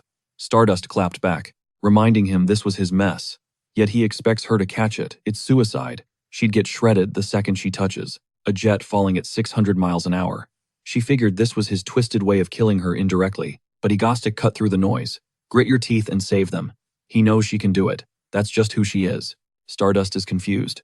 Why help? He fires back that he has no reason to zero her out. He's just another villain. She's the one who completes him. That line hit Stardust different, straight to the soul. And for once, she took the bait even if it was a trap to finish her off. She crushed the communicator and took flight racing toward the falling metal bird. As she closed in, she realized running away meant living a life, drowning in regret. She never thought a villain's sweet talk would be her fuel, but she locked in, refusing to live with that guilt. Inside the plane, the guy who failed, the final question was spiraling, blaming himself for the end. He sobbed, picturing his family one last time. But then a crying girl froze. She noticed something wild. The plane was slowing down. The pilots were confused. The yoke was fighting them, controlled by an external force. But that force was Stardust, fueled by sheer, unadulterated determination to save everyone. Moments later, a flight attendant rushed to grab the last passenger. To his shock, the cabin was empty. Everyone made it out alive, tears streaming. He called their savior a true hero. Meanwhile, her mind was drifting back to Egotistic. The next morning, the news cycles were buzzing about the incident. Egotistic remote-controlled the jet into doom. But miraculously, everyone survived thanks to the magnificent Stardust. Experts were losing it. Physics says she shouldn't have been able to pull that off. Watching from home, Haru clicked the TV off, cheeks burning from the praise. Suddenly her phone lit up. It's the blue-haired girl announcing she snagged some vacation days from the Association Press. Beach trip time. It's been ages since they hit the road together. Haru was hyped, accepting instantly. The girl added that Hyun is on the guest list too. Later, Haru stepped onto her balcony, Egotistic's pep talk replaying in her head. It seems ironic that the only person trusting her potential is a villain. She's still puzzled why force her to stop the plane if he was sure she'd succeed. That we complete each other line lingered. He definitely had an angle. She needs to dig into his history. Then the association called. They want a full skills reevaluation. Meanwhile, Han and the squad were packed and ready to roll. Kim ordered them to deflate the pool floats to save trunk space, and Han obeyed instantly, buzzing with energy. It hit Kim then, this is actually his first real vacation since getting dropped into this world. He's gonna milk it for all it's worth. But they forgot one tiny detail, the nightmare traffic and the blistering heat waiting to roast them alive. Han pitches a brilliant idea, teleport the whole car. Kim shuts that down fast, says it'd literally drain his life force to zero. Now Han's salty, whining that they should have just taken the train. But Kim hits him with a reality check, way too much baggage. That piques Han's curiosity, what exactly is in the trunk? He pops it open and bam, a literal arsenal. Kim shrugs it off with a better safe than sorry, but Han totally loses it. Is this a vacation or a war zone? Fast forward a few hours. Han's mood flips instantly. We've hit the beach. Baby Lee Subin grabs a cold soda and slides it over to Kim, seizing the solo moment to get sentimental, telling him she's forever in his debt. Kim raises an eyebrow. For what exactly? Everything, she insists. Saving her life, treating her like a human. Kim shakes his head. Nah, he's the one who should be saying thanks. After all, she's the MVP of housework and a master chef in the kitchen. Subin turns 50 shades of red at the praise. But this wholesome vibe triggers Kim's trust issues. It feels like a manga plot twist where the waifu poisons the MC. He stares at the drink, suspicious. Cut to the Hero Association. The suits are analyzing data, absolutely convinced the readings aren't a glitch. Mathematically, it makes zero sense that Stardust could have stopped that plummeting plane. She agrees the old benchmarks were accurate, but she felt a shift when she pushed past her limits. She flares her aura, turning every head in the room. She winds up for a punch. And boom, the shockwave leaves everyone floored. Confirmed, Stardust just leveled up. Meanwhile, back at the beach, Han spots the other two getting way too cozy. He calls them out immediately the second he stepped away. They started low-key flirting. Subin tries to play it cool and deny it, even though she's totally crushing on Kim. Han isn't having it, and demands squad participation. This is a family trip, guys. So Kim decides to play, by scooping her up with a demonic grin and yeeting her straight into the ocean. Consider us playing. Han emerges from the surf and slaps a handful of seaweed right onto Kim's face. Despite the annoyance, Kim realizes he hasn't felt this chill in ages. He embraces the chaos and launches a counter-assault on Han. With full force, full-blown beach war ensues. But as night falls, the vibe shifts.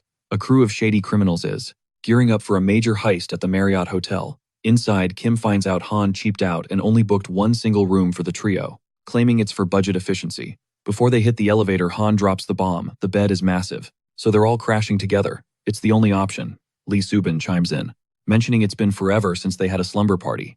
Kim starts sweating bullets, claiming he has zero memory of that ever happening. He figures it'll be fine. And honestly, it was, because the girls passed out the second their heads hit the pillows.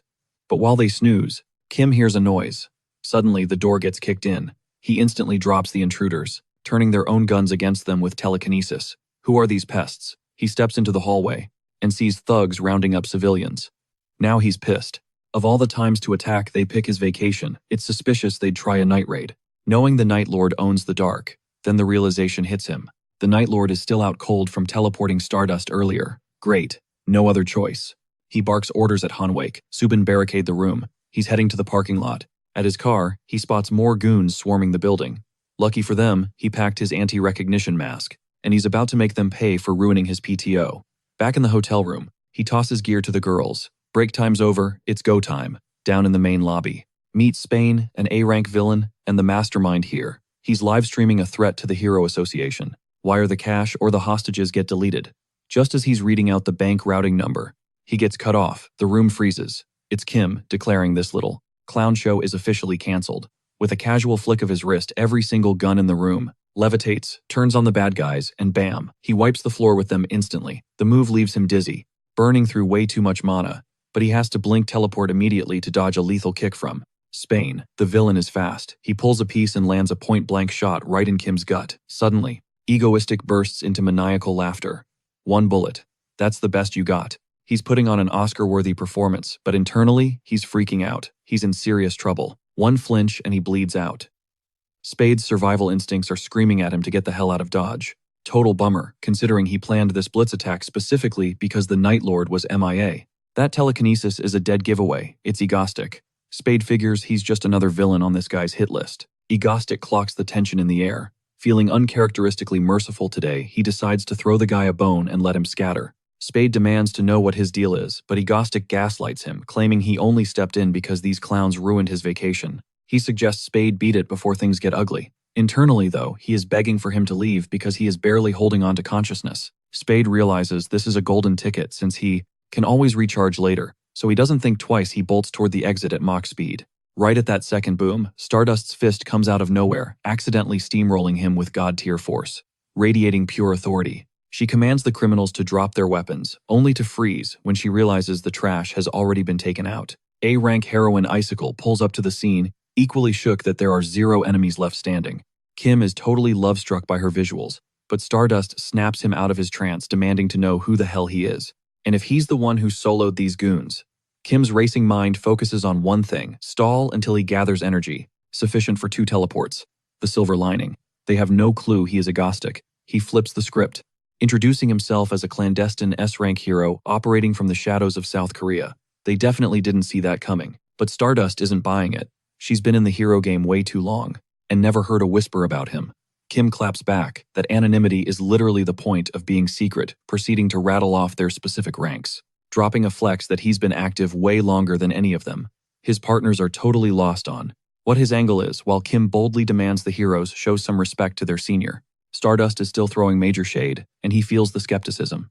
Time to drop a hero name. His eyes land on a kid wearing a mango shirt, so he improvises, "Call me Apple Mango." The name is so cringe, the civilians actually look disappointed.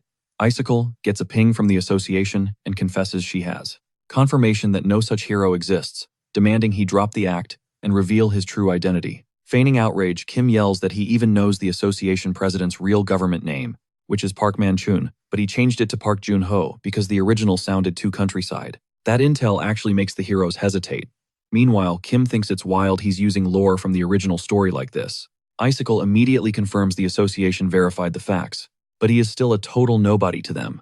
A bystander gets fed up and steps in to defend the guy who literally saved his life. That's what matters. Kim is pumped that this random dude is backing him up, until the guy runs his mouth too much, mentioning how the masked hero manipulated the criminals' weapons to wipe them out.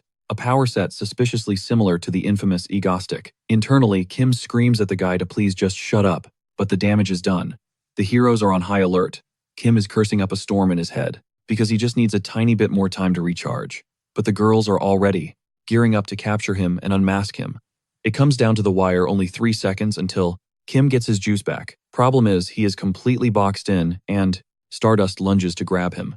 With split-second timing, Kim gathers enough power to teleport, dodging the grab, grabbing his teammates and vanishing before the heroes can do a damn thing. Back in the car, Kim orders Han to scrub every digital trace of their presence, including the hotel CCTV footage. That's when the girls finally clock the nasty wound on his body. Lee Subin suggests a hospital run, but Kim shuts it down. They'd get busted instantly. The only safe house is Ego Base.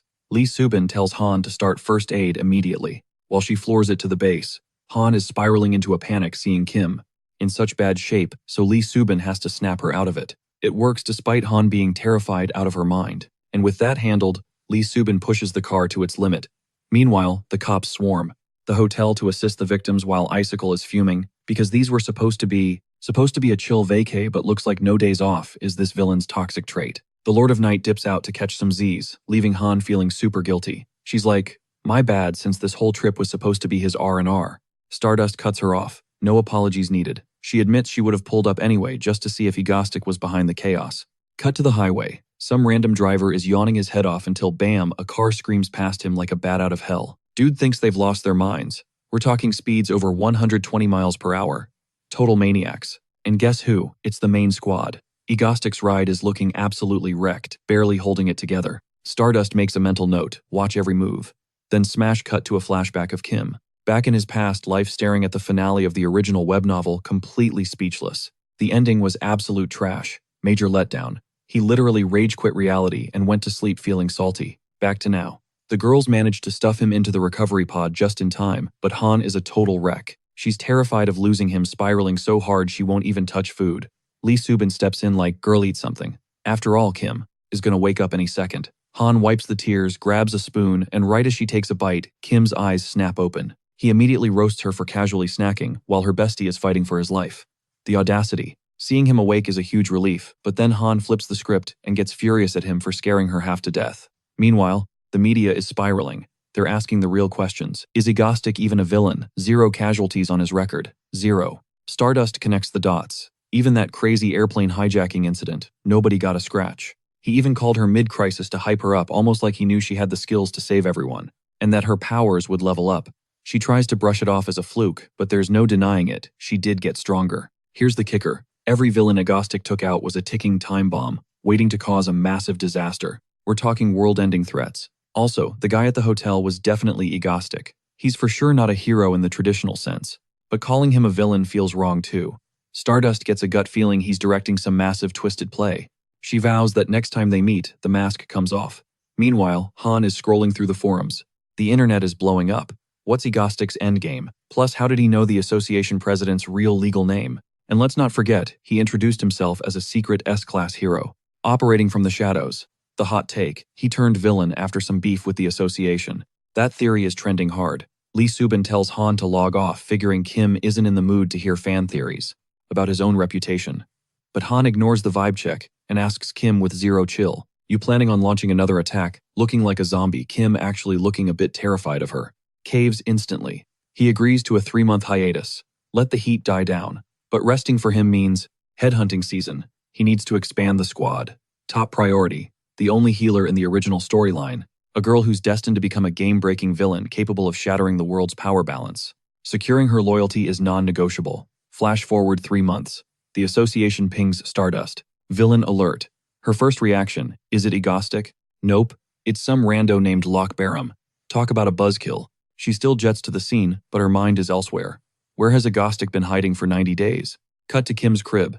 He's glued to the screen watching Stardust's battle livestream. He is fanboying hard. On screen, this A-rank scrub Loch Barham lets out a massive roar to flex his power. Stardust. She's pissed. She unloads a nuclear punch right into his face, mostly because she's annoyed he isn't Egotistic. One hit. The dude is literal dust. Kim jumps off the couch screaming, see, making her stronger was totally worth it. Han is not amused. She begs him to get a grip and stop visiting Stardust's fan cafe. Every single day. Kim tries to lie, but Han hits him with the bro, I'm a genius hacker. I see your search history. He ignores the call-out and announces it's time to get back on the grind. Han lights up. Another terror attack. Kim shakes his head. Nope. We taking out a rival? Nope. Today's mission, secure the new recruit. Downtown. A girl clumsily slams into an older couple and starts apologizing profusely. Target acquired. The guy didn't even blink completely, clueless that she just swiped his wallet. Slick moves. She's a pro. Then she spots a crew of creeps giving her the death stare. Further down the street, she bumps into her little brother Chayun. Kid just came from the playground with a nasty scrape on his knee. She warns him again. Gotta keep those powers on the down low. With a touch, she heals his leg, good as new, then slaps her cap on his head. Tells him to scoot home safe. She's off to hunt for snacks. Meet Hayul, future villain named Saint. But right now, just a hungry sister on the hustle. Later, she heads home grinning ear to ear with treats. But the vibe inside, total nightmare scenario. The Reservoir Dogs gang is already there, and they've got Chaeyoon held hostage. The gang leader is monologuing about how holding out on him equals a death sentence. And guess what he just found? A stash of stolen wallets she didn't pay tax on. Hayul begs him to leave the kid out of it. Take the cash, just go. The boss ignores her plea and yanks the kid up by his hair. Says the brat needs to learn his place. She's pleading desperate, but this guy's zero chill. Says time's up. He's gonna execute the kid right in front of her. Suddenly, whoosh, his dagger goes flying out of his hand. And one of his goons drops dead instantly. Before they can even process the shock, floating weapons materialize aiming right at their skulls. Boom. Trash taken out. Chaeyoon sprints into his sister's arms. She holds him tight, terrified but relieved he's breathing. Egotistic watches, knowing the dark history here. In the original timeline, Chaeyoon dies today. That trauma turns Hayul into a monster. A villain origin story he just cancelled. Thank God he wasn't late. The siblings finally notice him standing there. Hayul steps up, shielding her brother. Egotistic smirks, says he's just here to pick them up. She's confused.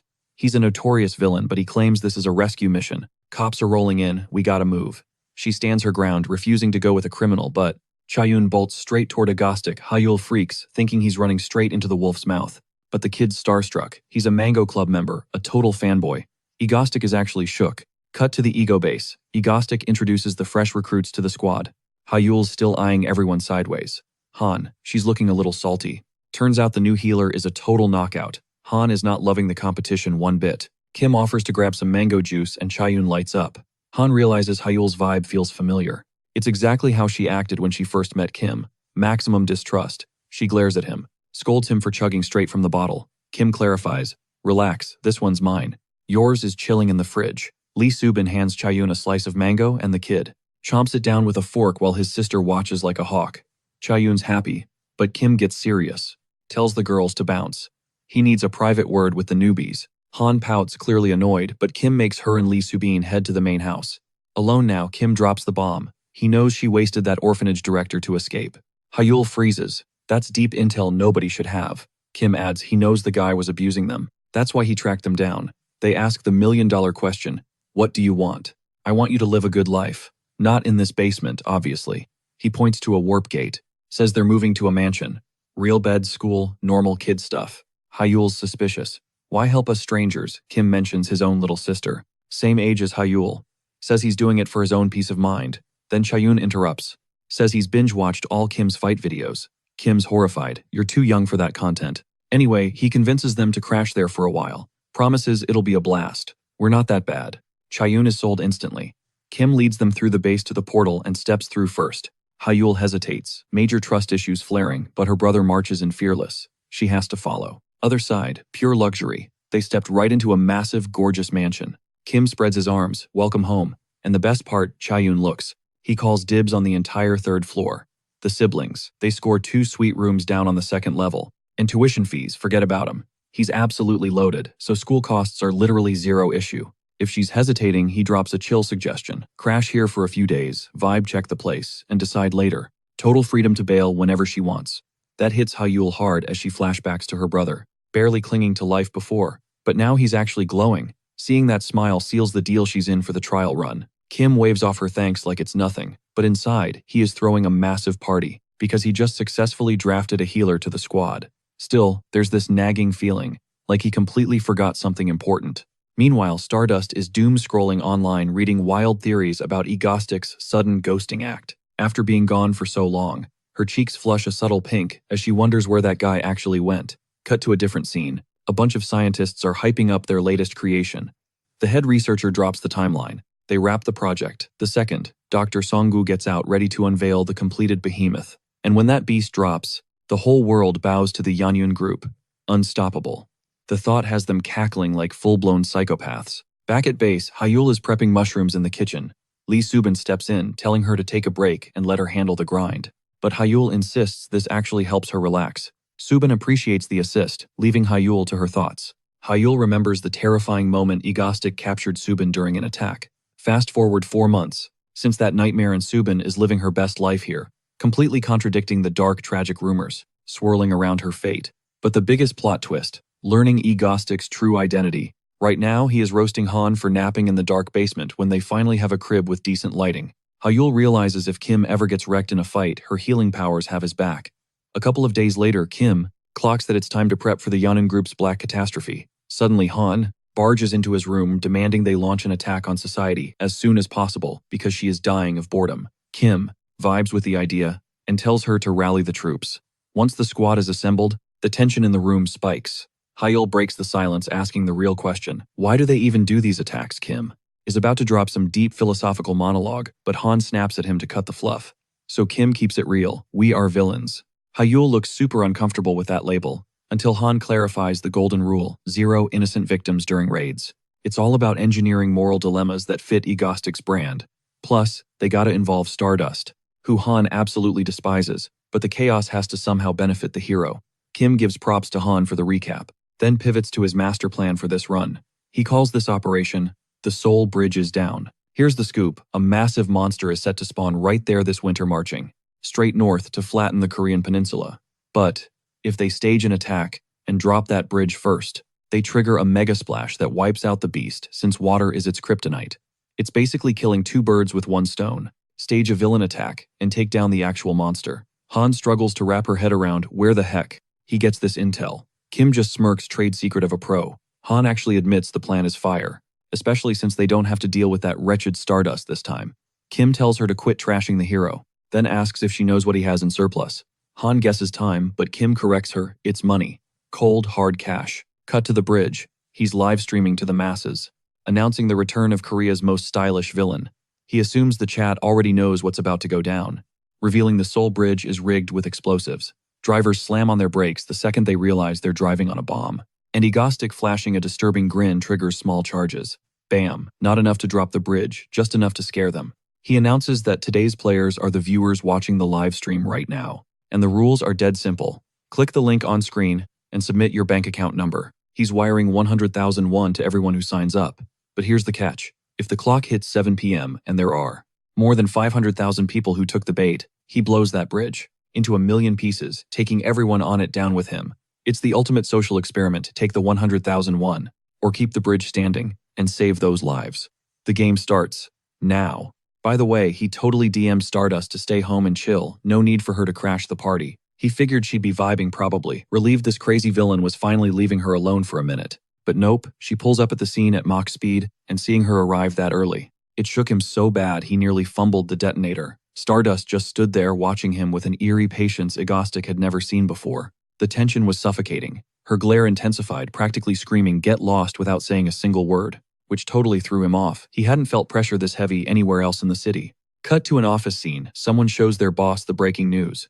Egotistic is wiring 100,000 won to anyone who drops their bank info on the link. Here's the catch: if over 500,000 people take the bait, the bridge goes boom. The boss is like, no sane person would click that. Then the employee drops a bomb.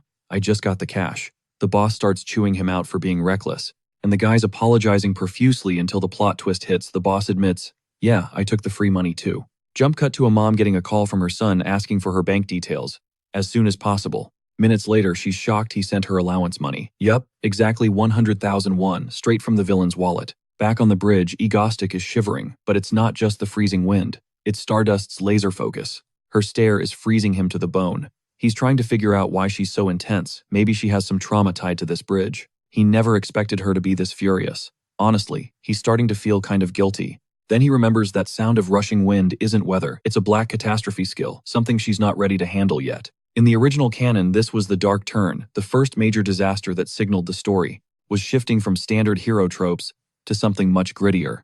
Time to check the scoreboard. He checks the numbers. 450,000 people have already grabbed the cash. With 3 hours still on the clock, people in this world are seriously trash, he thinks.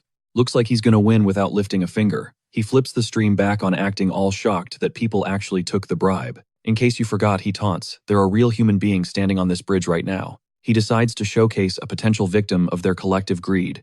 He points the camera at a car and asks the passenger to say hi. The dude, Mr. Choi, introduces himself with zero fear, totally confusing Egotistic. Egotistic is baffled because the guy isn't sweating it at all. "Why are you so chill when you're about to explode?" Mr. Choi just starts laughing, saying there's absolutely no reason to panic. "It's simple," he says. "All people have to do is not take the money and we're safe. Easy." His pure blind faith actually stuns Egotistic. Meanwhile, everyone in the chat who took the cash is feeling major guilt. Egotistic tells the audience, look at this guy. He actually believes in the moral backbone of South Korea. He asks for any final words, and Mr. Choi screams, I trust you guys. Stardust is watching from afar, trying to decode Egotistic's game plan.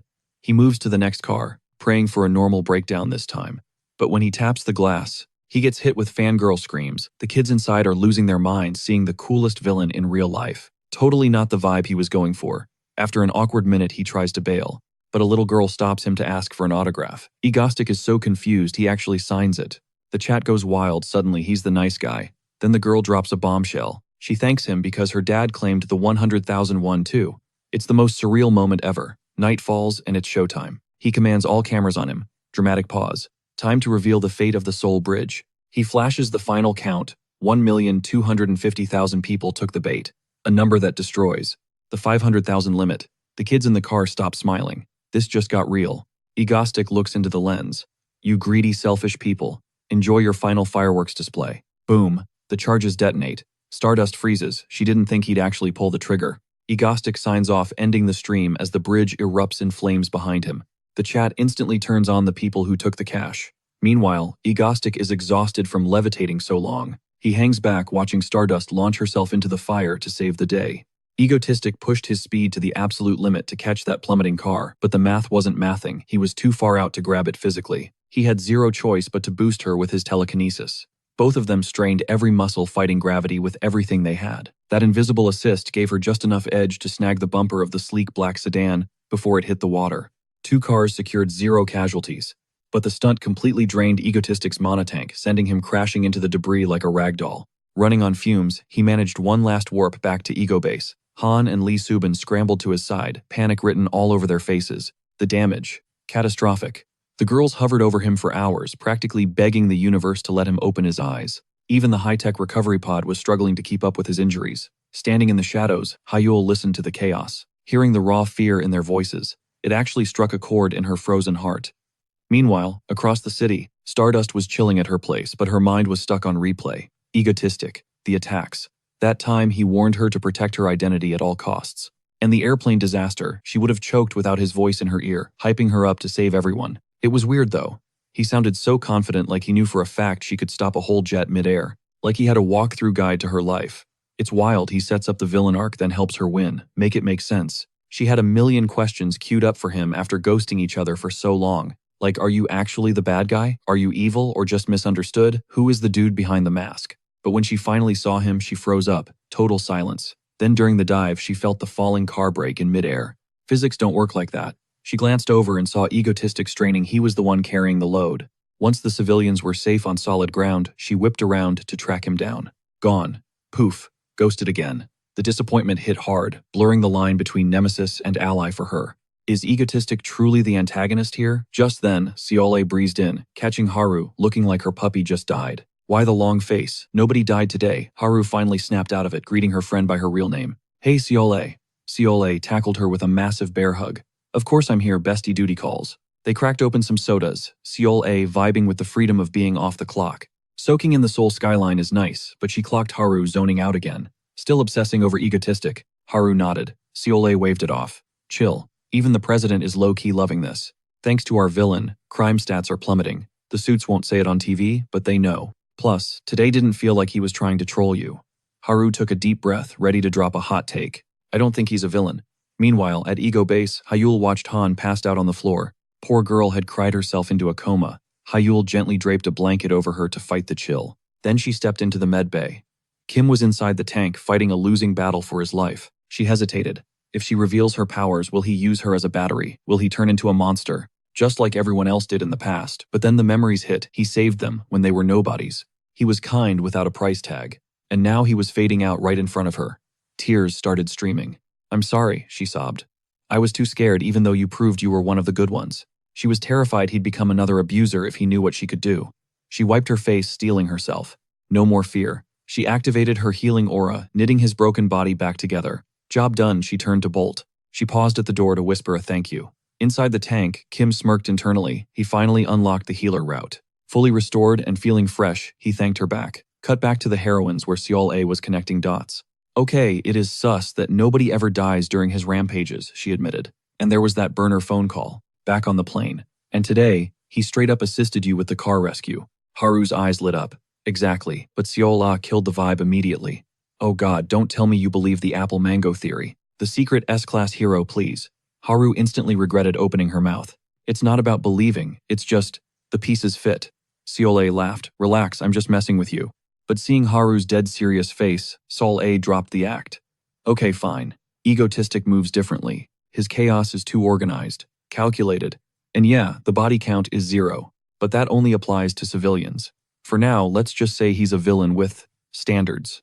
The masses are clueless, but Haru isn't buying the official story she knows. Egotistic's chaos is playing a much deeper game of 4D chess. Seola, meanwhile, is trying to get her to quit the grind set, pestering her about whether she's caught feelings for any guys lately. Haru just waves it off with a smirk. Taking dating advice from someone with 0 experience, yeah, hard pass. Seola gets flustered, admitting her family keeps her on a tight leash, dropping the bomb that she's the heiress to Yuseon, the megacorp ruling South Korea. Haru immediately starts roasting her, saying she looks adorable when she's squirming, while Seola stammers begging her to quit talking nonsense. Cut to the next day, the heavy iron gates of a prison swing open to release a monster.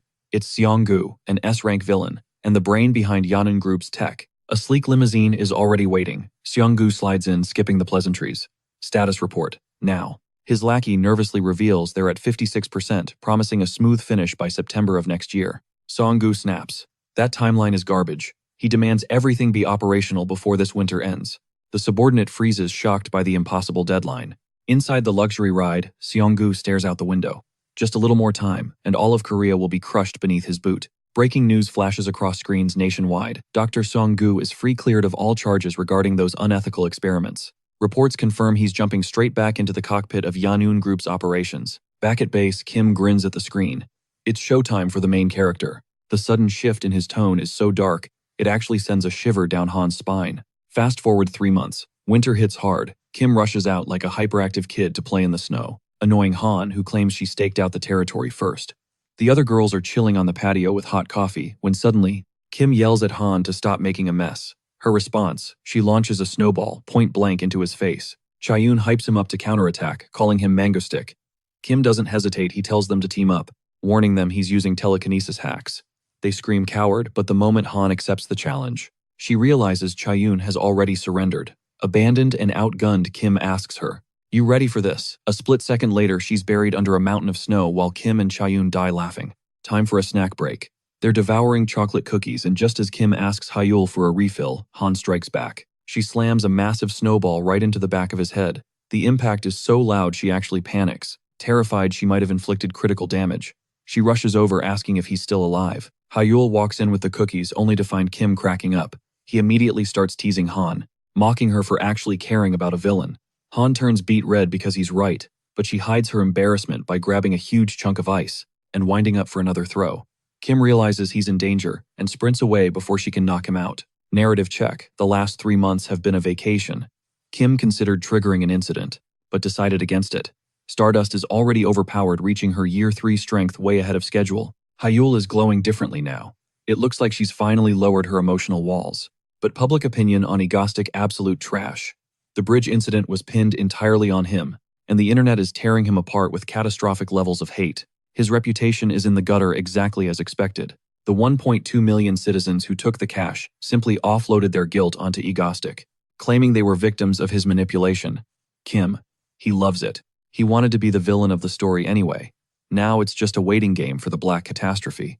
Back in the snow, he's treating Han like a human sled, leaving her dizzy.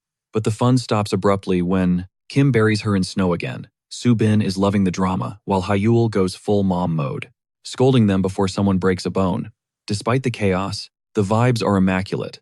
Meanwhile, at Yanun Group, panic erupts. Scientists are sprinting for their lives. As the entire facility begins to crumble, Dr. Seonggu is frozen, unable to comprehend how his calculations failed so badly.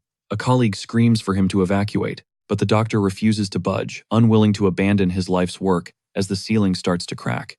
However, he froze, realizing that monstrosity was lunging straight for his throat. His team didn't hesitate. They dragged the scientist out, kicking and screaming before he got shredded into confetti. Meanwhile, Dr. Seonggu is spiraling, trying to process how test subject number 1 Behemoth suddenly developed a mind of its own. Back at the Hero Association HQ, the place was flashing red like a disco from hell. Stardust burst into the president's office, demanding a sitrep. He didn't speak. He just pointed at the surveillance monitors, face pale as a sheet. The live feed showed absolute carnage.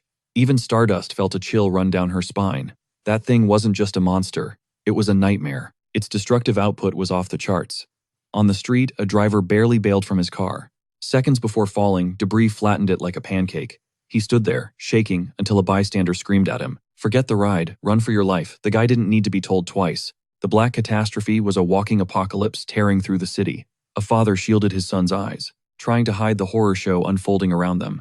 Suddenly, the beast picked up speed. Stardust yelled, "I'm going in." But the president grabbed her arm, shouting, "Chill out. What exactly are you going to do solo against that kaiju?" Stardust snapped back. "Something, anything is better than sitting here eating popcorn while the city burns." As she said that, all eyes turned to the screen. The monster was charging across the bridge. The same bridge Egotistic had blown up earlier. It plummeted into the river and immediately started thrashing. The room went dead silent. It was drowning. Instantly. Nobody expected a glass cannon weakness like that. The president let out a long sigh. "Just have a full report on my desk by tomorrow morning." Meanwhile, someone was actually enjoying a bucket of popcorn. It was Kim kicking back with the crew. They were vibing, celebrating their plan, going off without a hitch. A few hours later, Haru hopped online to check the public temperature. The narrative had flipped. Netizens were spamming threads demanding justice for Egotistic. One viral post analyzed the black catastrophe, claiming it had high-level intelligence. And if it had time to use that brain, the outcome would have been tragic. Even if 2 or 3 S-class heroes teamed up, their odds of winning were sketchy at best. If that thing had evolved, it would have realized water was its kryptonite and avoided the river entirely. Basically, it could have soloed every hero in Korea. So, conclusion, all hail King Egotistic. Haru couldn't believe the irony, but facts were facts. If Egotistic hadn't wrecked that bridge in Seoul, there wouldn't be a hero alive capable of stopping that beast. She went for a jog to clear her head, wrestling with her moral compass. He's the villain, she's the hero. But deep down, she knew if he needed protection, she'd throw hands for him. Then, breaking news dropped. Yanun Group was exposed as the creator of the Black Catastrophe. Public outrage exploded. But when authorities raided their HQ empty, the entire corporation vanished into thin air overnight. CEO Seonggu and his lead scientists gone without a trace. The squad watched the report in silence, the gravity of the situation sinking in. Hyul shrugged, "Karma's a witch. Hope they all get wiped out." But the other girls were seeing red. They wanted to hunt these fugitives down and end their bloodlines. Kim laughed. "Ladies, relax. Those rats will crawl out of their holes soon enough. More importantly, who's hungry? Let's eat before the strategy meeting." Han rolled her eyes. He's always scheming something. Suddenly the girls gasped. As Kim slapped a map on the table, the Yanyun Underground Laboratory. Han glared. "Is there something down there we should worry about?" Kim grinned and circled floor B9. "Only the jackpot," he said. "Meet the real behemoth, Yanyun's ultimate weapon." He explained it was designed to be an army of god killers with miracle bodies, capable of nullifying the Night Lord's powers and tanking a literal nuke. The black catastrophe outside, just a buggy prototype. The finished version is world-ending level. He paused, noticing the room's vibe shift to pure horror. Especially Han, who looked sick. "Does this mean I have to destroy my body again?" Assuming getting a fist through the gut feels fantastic, Han asks if he's actually trolling him. But Kim claps back with the excuse that he's chasing a major power-up. Han's not having it. He'd rather Kim settle for catching these hands, instead of throwing himself at a literal monster army. As Kim parries the blows, he banks on the fact that the original canon storyline never mentioned follow-up raids by the Hero Association, so logically, nothing crazy should go down. Over at the Hero Association, the mood is tense. They've picked up multiple biological signatures, buried deep in the lab's basement, confirming the worst: the experimental monsters are very much alive. The chairman grills the Lord of Night on his status. The hero admits he tried to infiltrate last night, but those pitch-black waves coming off the thing completely jammed his shadow powers, making entry impossible. The chairman keeps it 100, with Stardust backup is going to be tricky, and asks if she's still down to breach the base. She hits him with a hard yes, so the chairman greenlights the underground exploration mission at the Yanyan Group ruins. With the plan set, Stardust dives into the massive crater, right on cue. Egotistic spawns on a nearby rooftop, admitting that freestyling a mission like this has him feeling a little sketch. If that's the case, Han advises him to RTB return to base, but Egotistic reminds him of his rep. He's not about to fear some basic mobs. The girls realize there's no changing his mind, so they just tell him to watch his back. They hit the go live button and Egotistic knows the chat is spamming, wondering if he's about to drop a terror attack. But nope, no chaos today. Instead, it's an Urbex vlog. He explains this is the Yannion Group basement. Ground zero for the Black Catastrophe. The million-dollar question, what the hell were they cooking down here? Unable to resist the mystery, he decides they're all gonna find out the answer together. Back at Hero HQ, they clock his presence instantly. The chairman tries to radio Stardust, but his aide reports she's too deep, comms are dead. The chairman slams his fist on the table. Furious that Egotistic thinks he can just crash the party. Then he orders his assistant to grab some popcorn, because this drama just got top tier. As Egotistic creeps through the facility, the oppressive darkness starts getting to him. The chat feels the creep factor too, spamming him to stay safe. But Egotistic claps back, reminding them he's the villain who shook all of Korea. No way he's sweating some leftover lab rats. Ironically, a noise snaps and he instantly pulls his guns, screaming in terror. False alarm, it's just a cute kitten. He breathes a sigh of relief, but then pauses. What's a cat doing? In a hellhole like this, suddenly, tentacles shoot out, snatching the kitty. Twist the cat and the tentacles are the same entity. Egotistic spins around just as the feline morphs into a nightmarish abomination. The beast unhinges its jaw to swallow him whole, and Egotistic in full panic mode opens fire, dumping his entire arsenal with telekinesis. The echo of gunfire reaches Stardust, who instantly locks onto the source of the noise. Meanwhile, Egotistic flashes back to Han's warnings, realizing he definitely should have listened. The whole power-up idea feels idiotic now. He should have stayed home, grinding his telekinesis skills. But with the beast hot on his tail, it's too late for regrets. He's in too deep now. He has to locate Behemoth no matter what, and then get the heck out. Fear makes him clumsy, and he slips down a flight of stairs watching the monster close the gap. He uses his telekinesis to slam another volley of bullets into it, dealing some serious damage. But his real target was the ceiling. The plan works perfectly. He teleports away at the exact second, burying the monster under tons of rubble. Catching his breath, he wonders just how deep this place goes. Feeling guilty about ditching the camera and his guns, he tries to radio Han, only to find the signal is dead. Now the fear is really setting in. Suddenly, his instincts scream danger, so he drops low, barely dodging a massive surprise attack. It's Stardust in the flesh. She sensed something weirdly familiar. Egotistic looks up totally shook while Stardust glares back with zero chill, demanding to know what he's doing there. Egotistic flips the question back at her. She claps back that she's a hero, so obviously she's here to clean house. Egotistic, sweating a bit, admits she's got a point. But Stardust notes this is actually convenient. She's about to score an unexpected win. She advises him to just give up now. Egotistic was absolutely living for that smile, but whoa, he had to phase shift instantly to dodge her attacks. She's throwing literal death blows and actually laughing about it. She knows it's only a matter of time before she catches him. Time out. Egotistic calls for a truce. He knows she sees him as a generic villain, but he points to the creepy scenery. They have zero clue what this hellhole is. He proposes a temporary team-up until they hit the bottom floor. Stardust hits him with the interrogation. Why are you even here? His vibe, pure intellectual curiosity. He explains the Yannion Group created the Black Catastrophe, so he figured they cooked up some other nightmares down here. Stardust flashes a grin and accepts the deal. Honestly, soloing endless waves of monsters was getting exhausting. She needs a sidekick or a distraction. Egotistic plays it cool, but internally, he is absolutely losing his mind. He threw that alliance offer out blindly. Now he's wondering, what is going on? Why did she agree so fast? But check her point of view. She knows she can't nab him with brute force right now. He's too slippery. Better to keep her enemies close. Plus, it's the perfect chance to clear up her doubts about him. Cut to a few minutes later. Stardust is digging through classified files like a detective on a mission. Egotistic is just vibing, looking around until bam. A fist slams into the wall inches from his nose. She is fuming. Why are you snooping? She makes it clear. This intel is top secret classified. Back off. He folds immediately, fake crying like a baby because, okay, that was actually terrifying. But low-key, he thinks hanging out with Stardust is way more fun than he expected. Stardust marches to the next zone. Egotistic is stunned. She's navigating this maze like she owns it. He's thinking, did she unlock her super senses already? That is seriously OP. They reach the power suppression room. Stardust points at the door. You. Inside. He tries to say no, sees her fist, and decides getting beaten to a pulp isn't on the agenda. In he goes. Inside, he tosses his fedora to the floor. He tries to float it back up with telekinesis. Nothing. The hat stays on the floor. Teleportation glitched out. He's completely powerless. Awkward silence. He tells Stardust the bad news, wondering how this tech even works. Suddenly, crash. Stardust obliterates the wall with a single punch. Dust settles. She shrugs, just checking if the suppression was real, confirming, yes, it is. Egotistic is on an emotional roller coaster. First thought, are you crazy? You could have collapsed the room. Second thought, pure fanboy hype. Look at that power progression.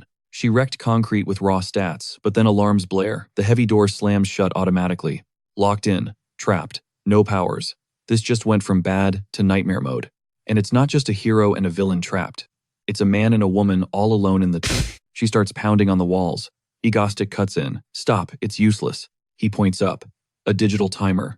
3 hours until unlock. Don't waste your stamina. Stardust is gasping for air. Her knuckles are split and bleeding from the impact. Egotistic spots the blood instantly. His playful vibe vanishes. Don't be so stubborn, he scolds. You're human right now. He demands she give him her hand. She's caught off guard. He gently bandages her wounds. Watch that blush. Stardust is turning beet red. She mumbles, I'm not thanking you.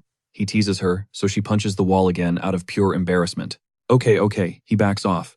He just tells her to take care of those hands. He decides to nap. 3 hours to kill. He suggests she catch some Z's to save energy. She goes quiet, deep in thought. 1 hour later, Egotistic is wide awake. He can't chill. Stardust is physically stronger than most dudes, even without magic. One wrong move and he's toast. Suddenly, they lock eyes across the room. She panics and gets nervous. He's surprised by her reaction, actually feeling a little shy himself. 2 hours in, the air is getting thin. Egotistic is exhausted and Stardust is struggling to breathe. Then she breaks the silence with a heavy hitter. That car, on the Seoul Bridge. Did you save it? That one hit a nerve he definitely wasn't expecting her to catch on that fast. She doubled down on the question, sending Egotistic into full panic mode. He started stammering, insisting that no way villains simply don't have those kinds of morals. But then, Stardust pressed harder, demanding to know the real reason he ordered the rescue of those people on the plane, making him sweat bullets. He desperately reiterated that he only did it to maintain his villainous reputation, nothing else. He claimed that a hero like her completes his existence, so he sees nothing wrong with demanding the hero do her job. After dropping that line, he slumped back, realizing he totally lost his cool. Stardust immediately seized. The opening grilling him on whether he collapsed the bridge, because he knew that monster was crossing. Egotistic figured she's been reading too many conspiracy threads online, but he had to admit he was shocked too. It was pure dumb luck. She just stared at him, drilling holes into his soul, leaving him wondering if she was testing him, or if he was missing something crucial. Then it clicked: the bridge, the plane, the black catastrophe incident. She's not reading Reddit theories. She's genuinely connecting the dots, and starting to doubt he's actually a bad guy. Her hero instincts are screaming that something is off after all their interactions, and she's trusting that gut feeling. He knew a weak excuse would only dig his grave deeper, so he pulled the ripcord, bursting into unhinged, maniacal laughter, which clearly threw Stardust off balance. Egotistic ramped up the cackle, lying through his teeth that yes, he knew the monster was coming all along. And now he wants to see her next move, figuring this classic comic book rhetoric is his best defense. Stardust asked if he has some kind of superpower to predict the future, and he scoffed, claiming it was all thanks to his elite hacking skills. I mean, he treats Seoul's cybergrid like a playground, so digging up dirt on the Yanun group is child's play. Still, Stardust wasn't buying it completely, questioning why a villain is so obsessed with preventing civilian casualties. Egotistic played the narcissist card, saying he hates having his spotlight stolen, he does it for the clout.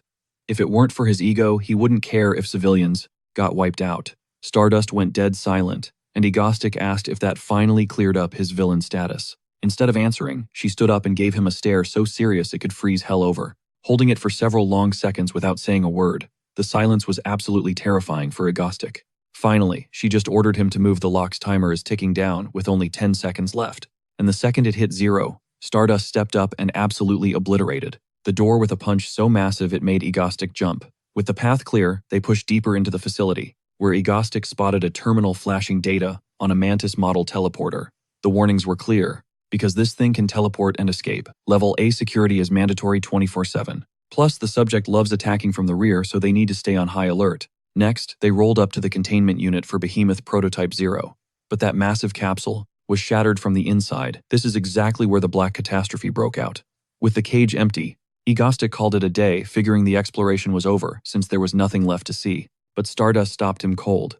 If this was just a prototype, the real deal had to be stashed somewhere else. A deduction that stunned Egotistic. Her intuition is terrifyingly sharp.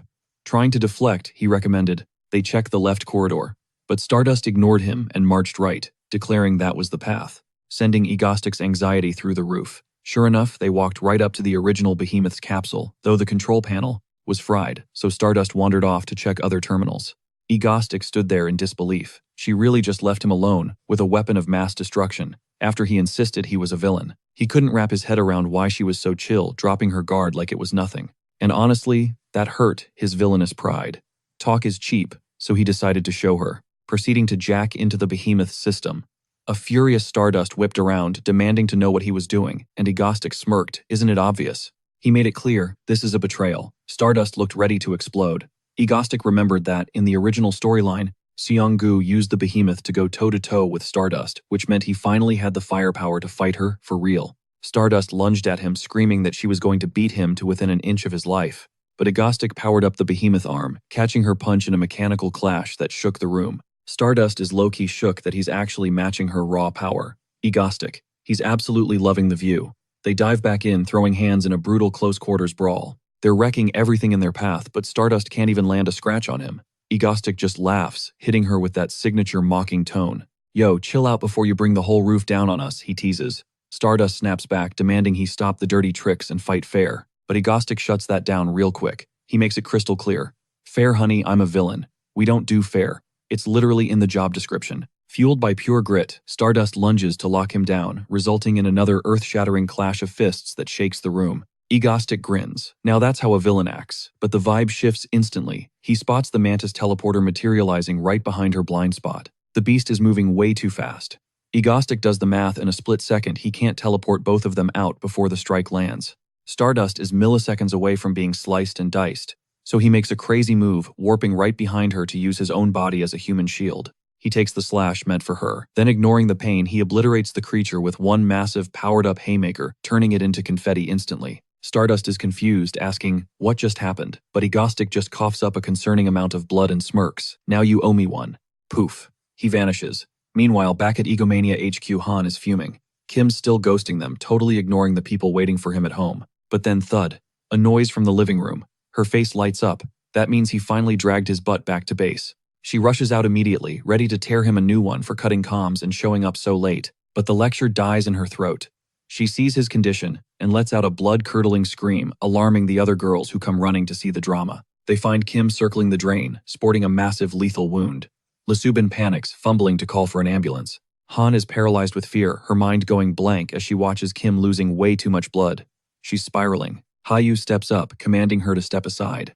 Han shuffles away, sobbing uncontrollably, while Hayu activates her healing powers on Kim's broken body. A blinding light engulfs the room as the magic kicks in. Meanwhile, she stared at the crimson pool, mind racing. Why take a bullet for her when he clearly doesn't care? Cut to the hospital. Kim is absolutely fuming because Subin is treating him like a toddler, refusing to uncuff him even for lunch. Talk about zero dignity. Suddenly, Hayu drops the bomb that he's bouncing for class, with his brother apologizing for the whole secret identity drama, which is wild considering Kim literally paved their way back to school. Kim rolls his eyes, thinking, buddy, you should be thanking me. He waves them off for their freshman year. Han and Subin say their polite goodbyes, but the vibe switches instantly. Once they're gone, Han turns ice cold on Kim. Try escaping again and I'll put you in a permanent coma. Try me. Changing the subject, she points to the heavy relic he snatched. What's the loot? Kim smirks. Just a little acupressure tool. She ain't buying it. A metal ball for massages, please. Suddenly, whoosh, he magnetizes it straight back to his palm and commands, wake up, behemoth. The girls freeze in confusion. Snap. Kim busts out of the handcuffs like they're made of paper, unleashing the beast's power not to kill, but to tie them up tight. That's what you get for nagging the boss. Meanwhile, Stardust is trapped in a nightmare loop, replaying the moment Egotistic took that fatal hit for her. Her eyes snap open in a cold sweat, heart hammering against her ribs like a drum. The anxiety is eating her alive. Is he okay? Is Egotistic dead? Flash forward 1 month.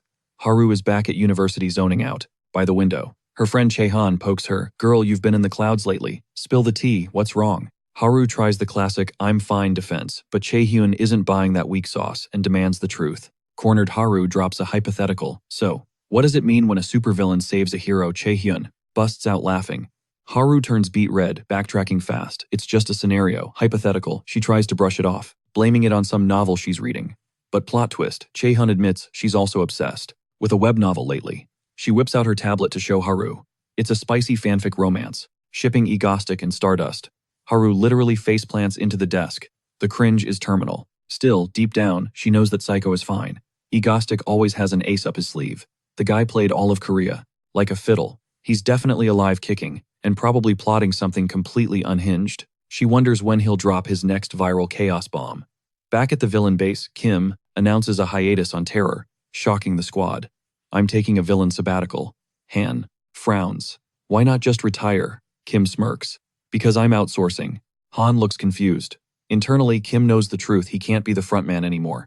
In the current meta, he's the team's tank, and that's an issue. Stardust blocked Behemoth effortlessly last time. He needs a heavy hitter to challenge her. It's time to level up Stardust by recruiting a new player. Cut to a local cafe. A barista gets ambushed by a simp with a bouquet confessing his undying love. Kim is watching from the corner. Realizing this is a canon event from the original story, the girl goes nuclear. "I'm having a trash day," she snaps. "And you come here clowning at my workplace. Do I look easy to you?" The guy flees heart-shattered. Kim chuckles, classic. The girl is Seoji Choi, 23 years old. She catches Kim staring and flushes embarrassed he saw her meltdown. But Kim knows her secret. In the original lore, she's Elektra, an A-rank villain. Right now, she's LARPing as a normal citizen, but the destructive urge is boiling under her skin. That cafe job is the only thing keeping the lid on. She's a walking time bomb. That night, Seoji leaves work, existential dread kicking in. How long can I fake this? She scans the alley to make sure the coast is clear. Once she's alone, she lets the voltage fly. It starts with a spark in her palm, but soon she's amping up the power, hypnotized by the blue glow. Beautiful light show, a voice cuts through the dark. She jumps. It's him, Egotistic. He steps out of the shadows, confessing he's been scouting a powerhouse like her for ages. He drops the offer. "Join my crew. Let's blow some stuff up." She scoffs, calling him insane. "Not all soups are miserable psychos like you."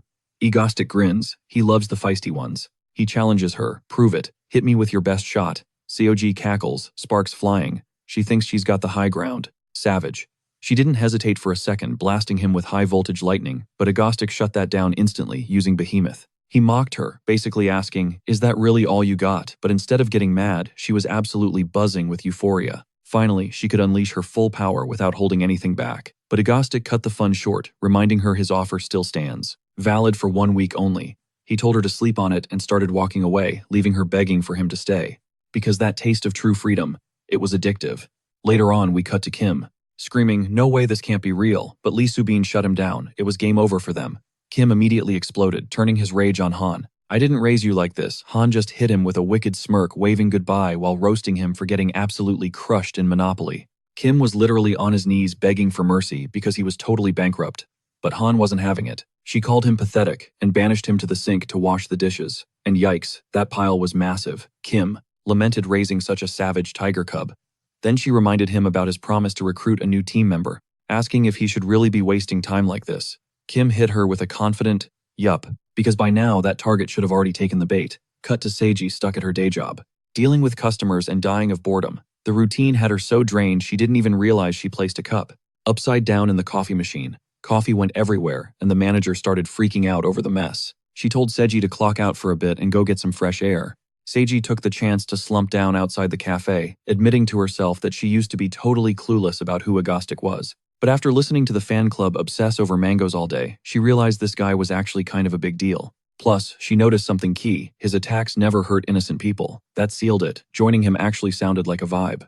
We get a flashback revealing that before meeting Egotistic, she had surprisingly never used her powers the right way. Her parents absolutely despised superhumans, so they kept her abilities on total lockdown, basically turning her into an overloaded battery ready to burst. All that pent-up stress turned her destructive instincts into a nasty habit. And now, she couldn't get Egotistic's offer out of her head as the days ticked by. The urge just kept getting stronger until she was straight-up desperate. Finally, on the evening of the 7th day, she clocked out and headed home like always. Suddenly, she heard a weird noise nearby. She spun around, face lighting up with excitement, shouting out to Egotistic, "What took you so long?" But nope, it was just a grumpy stray cat hissing at her. Seiji's heart sank. She thought she'd missed her one shot to finally let loose with her powers. But right then, Egotistic materialized behind her, waiting for her answer. Seiji didn't even hesitate. "I'm in." She grabbed his hand, swearing she'd do whatever he wanted as long as they could go smash something right now. Egotistic, looking a little rattled, agreed, and instantly teleported them straight to the Ego Mansion. The other girls were already there, and he announced that Seiji was officially joining the squad.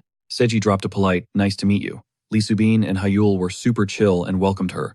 However, Han just pouted, annoyed that he dragged in yet another gorgeous girl. Egotistic cut in to tell Seiji that the jealous one's name is Han. Then he peeled off his mask to reveal his real identity, Kim, or as the world knows him, Egotistic.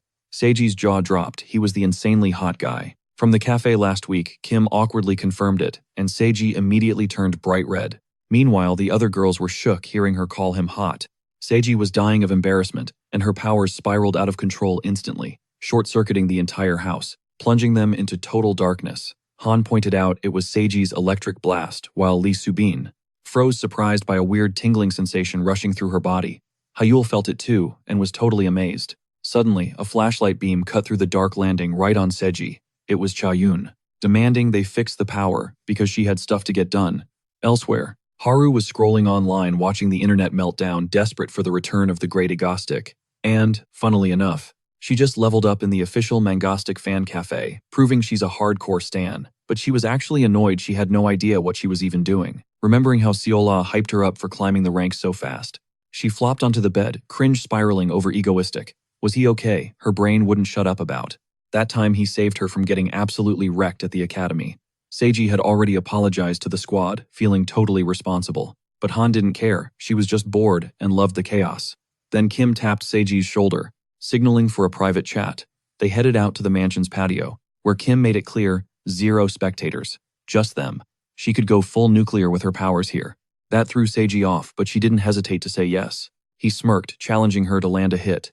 Kim teleported instantly, and Seiji didn't hold back, unleashing a massive omnidirectional blast. Even Egoistic was shook, she was way stronger than he thought. Predictably, the entire area around Seiji was incinerated instantly. She was gassed after dumping that much mana.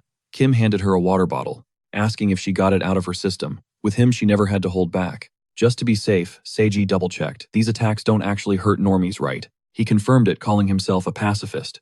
Seiji cracked up. Guy thinks he's Gandhi just because he doesn't body people. Curious, she asked his age. Kim did the math and figured he was turning 23 this year. Seiji realized they were the same age. She couldn't get why he was acting so stiff and formal, especially since he'd basically stalked her whole life before this. Drop the act, talk normal, she demanded. Kim shook on it, officially welcoming her to the Ego Squad. Seiji physically cringed at the name. His naming sense was tragic. A few days later, the grind started.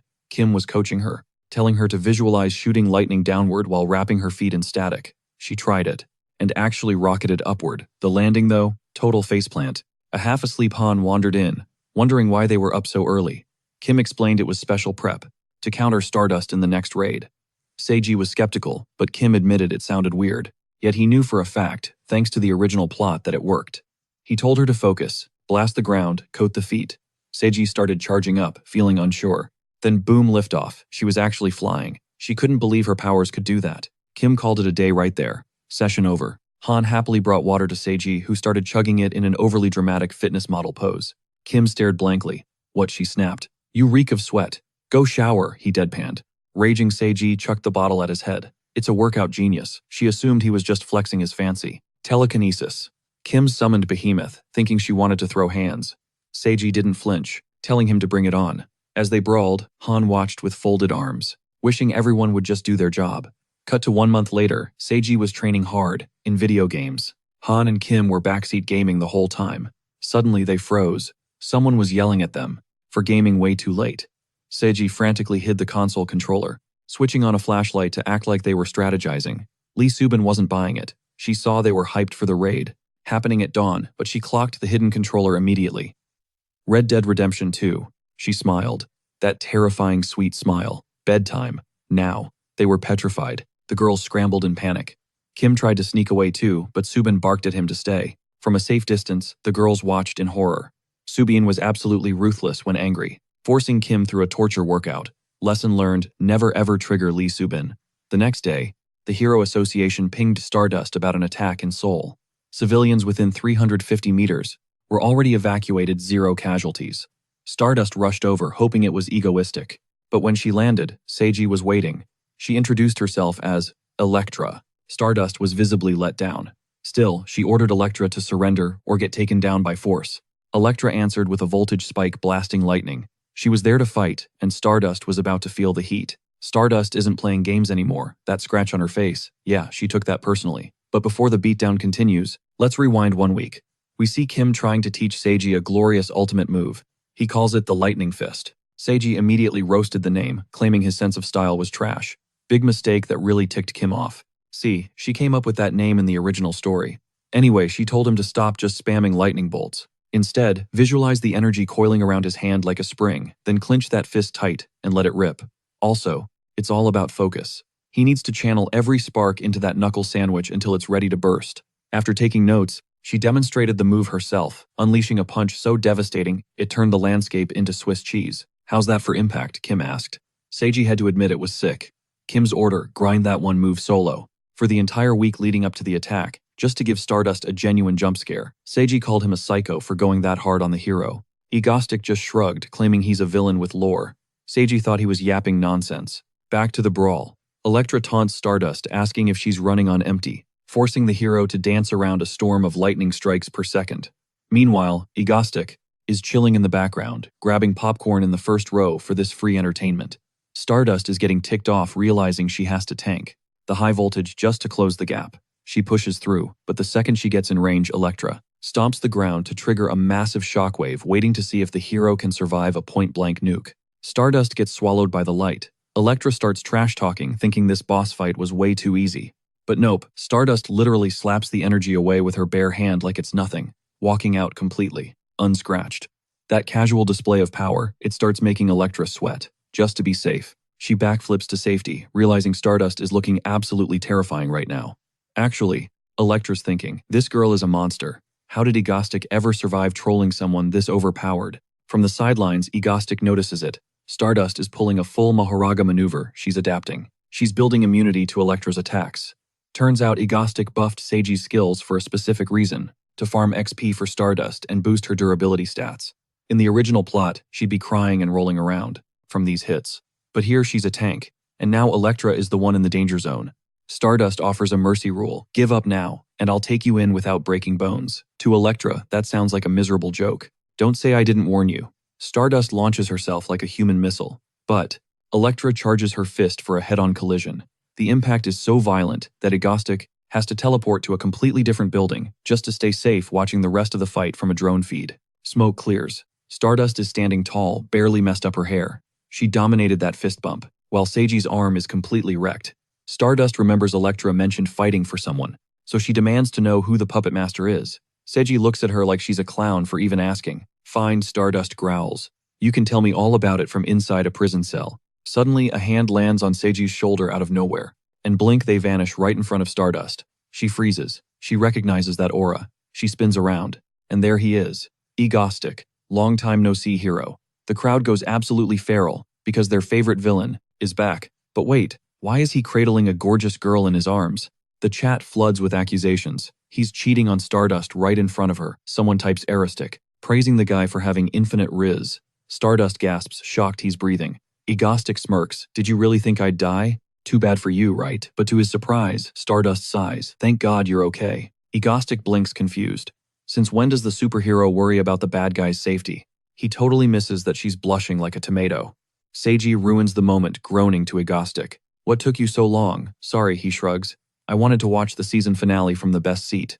But Stardust watches them whispering and snaps. The atmosphere gets heavy. Stardust isn't a hero anymore. She's a beast. Straight from hell, leaking, killing intent like never before. Seiji is trembling. Why does she look like a demon? Stardust has officially lost it. Egotistic scratches his chin. I think I might know why. She's tearing through them like wet paper, looking like the embodiment of righteous justice. But look closer. That isn't justice. That is pure, unadulterated jealousy. Stardust demands to know why he crashed the party, and Egotistic hits her with, just here to save my partner. Boom. You can practically hear Stardust's teeth grinding. That partner label triggered her hard. Egotistic flexes a hologram, revealing the shadowy outlines of his entire crew. He drops the name Ego Group, a full-blown villain alliance. Now Stardust is actually sweating. And the kicker, he claims he's got more heavy hitters like Elektra on his roster. The days of him playing the lone wolf are officially over. He tells her to stay woke from now on. And that warning isn't just for her, it's a heads up for the entire Republic of Korea. Then he commands Elektra to use Thunderbolt, which instantly ticks her off. Since she explicitly told him to stop treating her like a Pokemon, Stardust sidesteps the blast, giving Egotistic the perfect opening to peace out via teleportation. He taunts her, basically saying she needs to level up if she ever hopes to catch him. She screams, demanding his location. Left on red, she takes her frustration out on a concrete wall, obliterating it while trying to process this gross feeling in her chest. Her brain replays them, flirting right in front of her, totally shameless, conjuring up a romantic scenario that honestly never even happened. Plus, it looks like his entire squad is female. So the next time she crosses paths with Egotistic, she's ending him for being a total player. Meanwhile, our boy Egotistic teleports into a literal dead end. He smashes through the brick with one punch. Bingo. He's exactly where the original web novel said to go, leading him straight to a massive obsidian gate. He steps inside and gets a warm welcome from the Witch of Vines. She's never seen his face before, so she hits him with the classic, "Who are you and what do you want?" Egotistic cuts to the chase. He needs a high-level sealing spell on some personal items, specifically a diary where he's documented every single event in this world up to right now.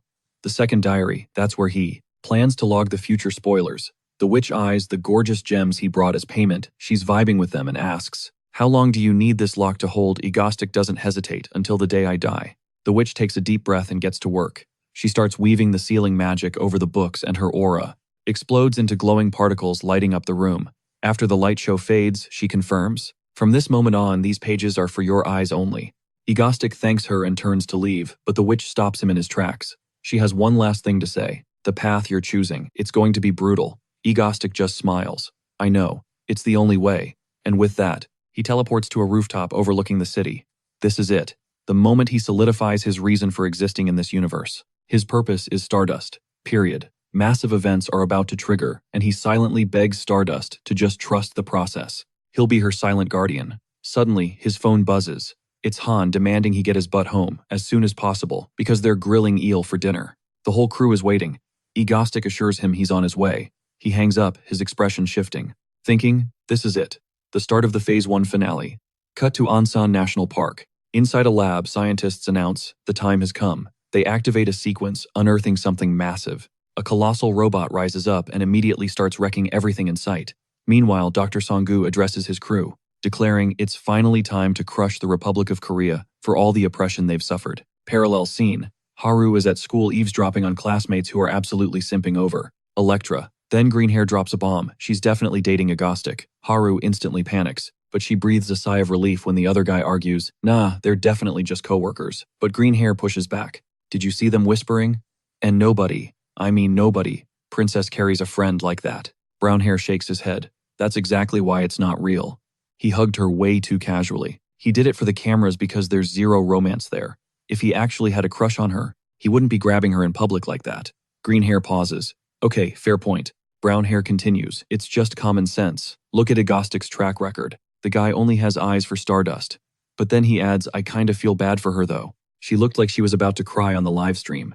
Imagine how she felt watching her buff husbando, scooping up another girl. Anyway, green hair is still firmly captain of the Electra ship. Yo, word on the street, is Ego vibes way better with Electra than with those Stardust simps. That comment hit a nerve. Bam. Haru slams her desk, absolutely fuming. The boys freeze, terrified they just signed their death warrants. Then just before class starts, Haru gets a buzz. Emergency call. She doesn't waste a second. She sprints to the roof, radioing HQ. Is it a villain? Give me a sit rep. HQ screams back. Unknown. Colossal weapon. Incoming from Southeast Seoul, heading north. Stardust touches down at the scene and… whoa. She's speechless. It's the Yannion Group's massive mech, a literal giant robot. She has zero clue how to stop this beast. And yeah, it's packing heavy artillery.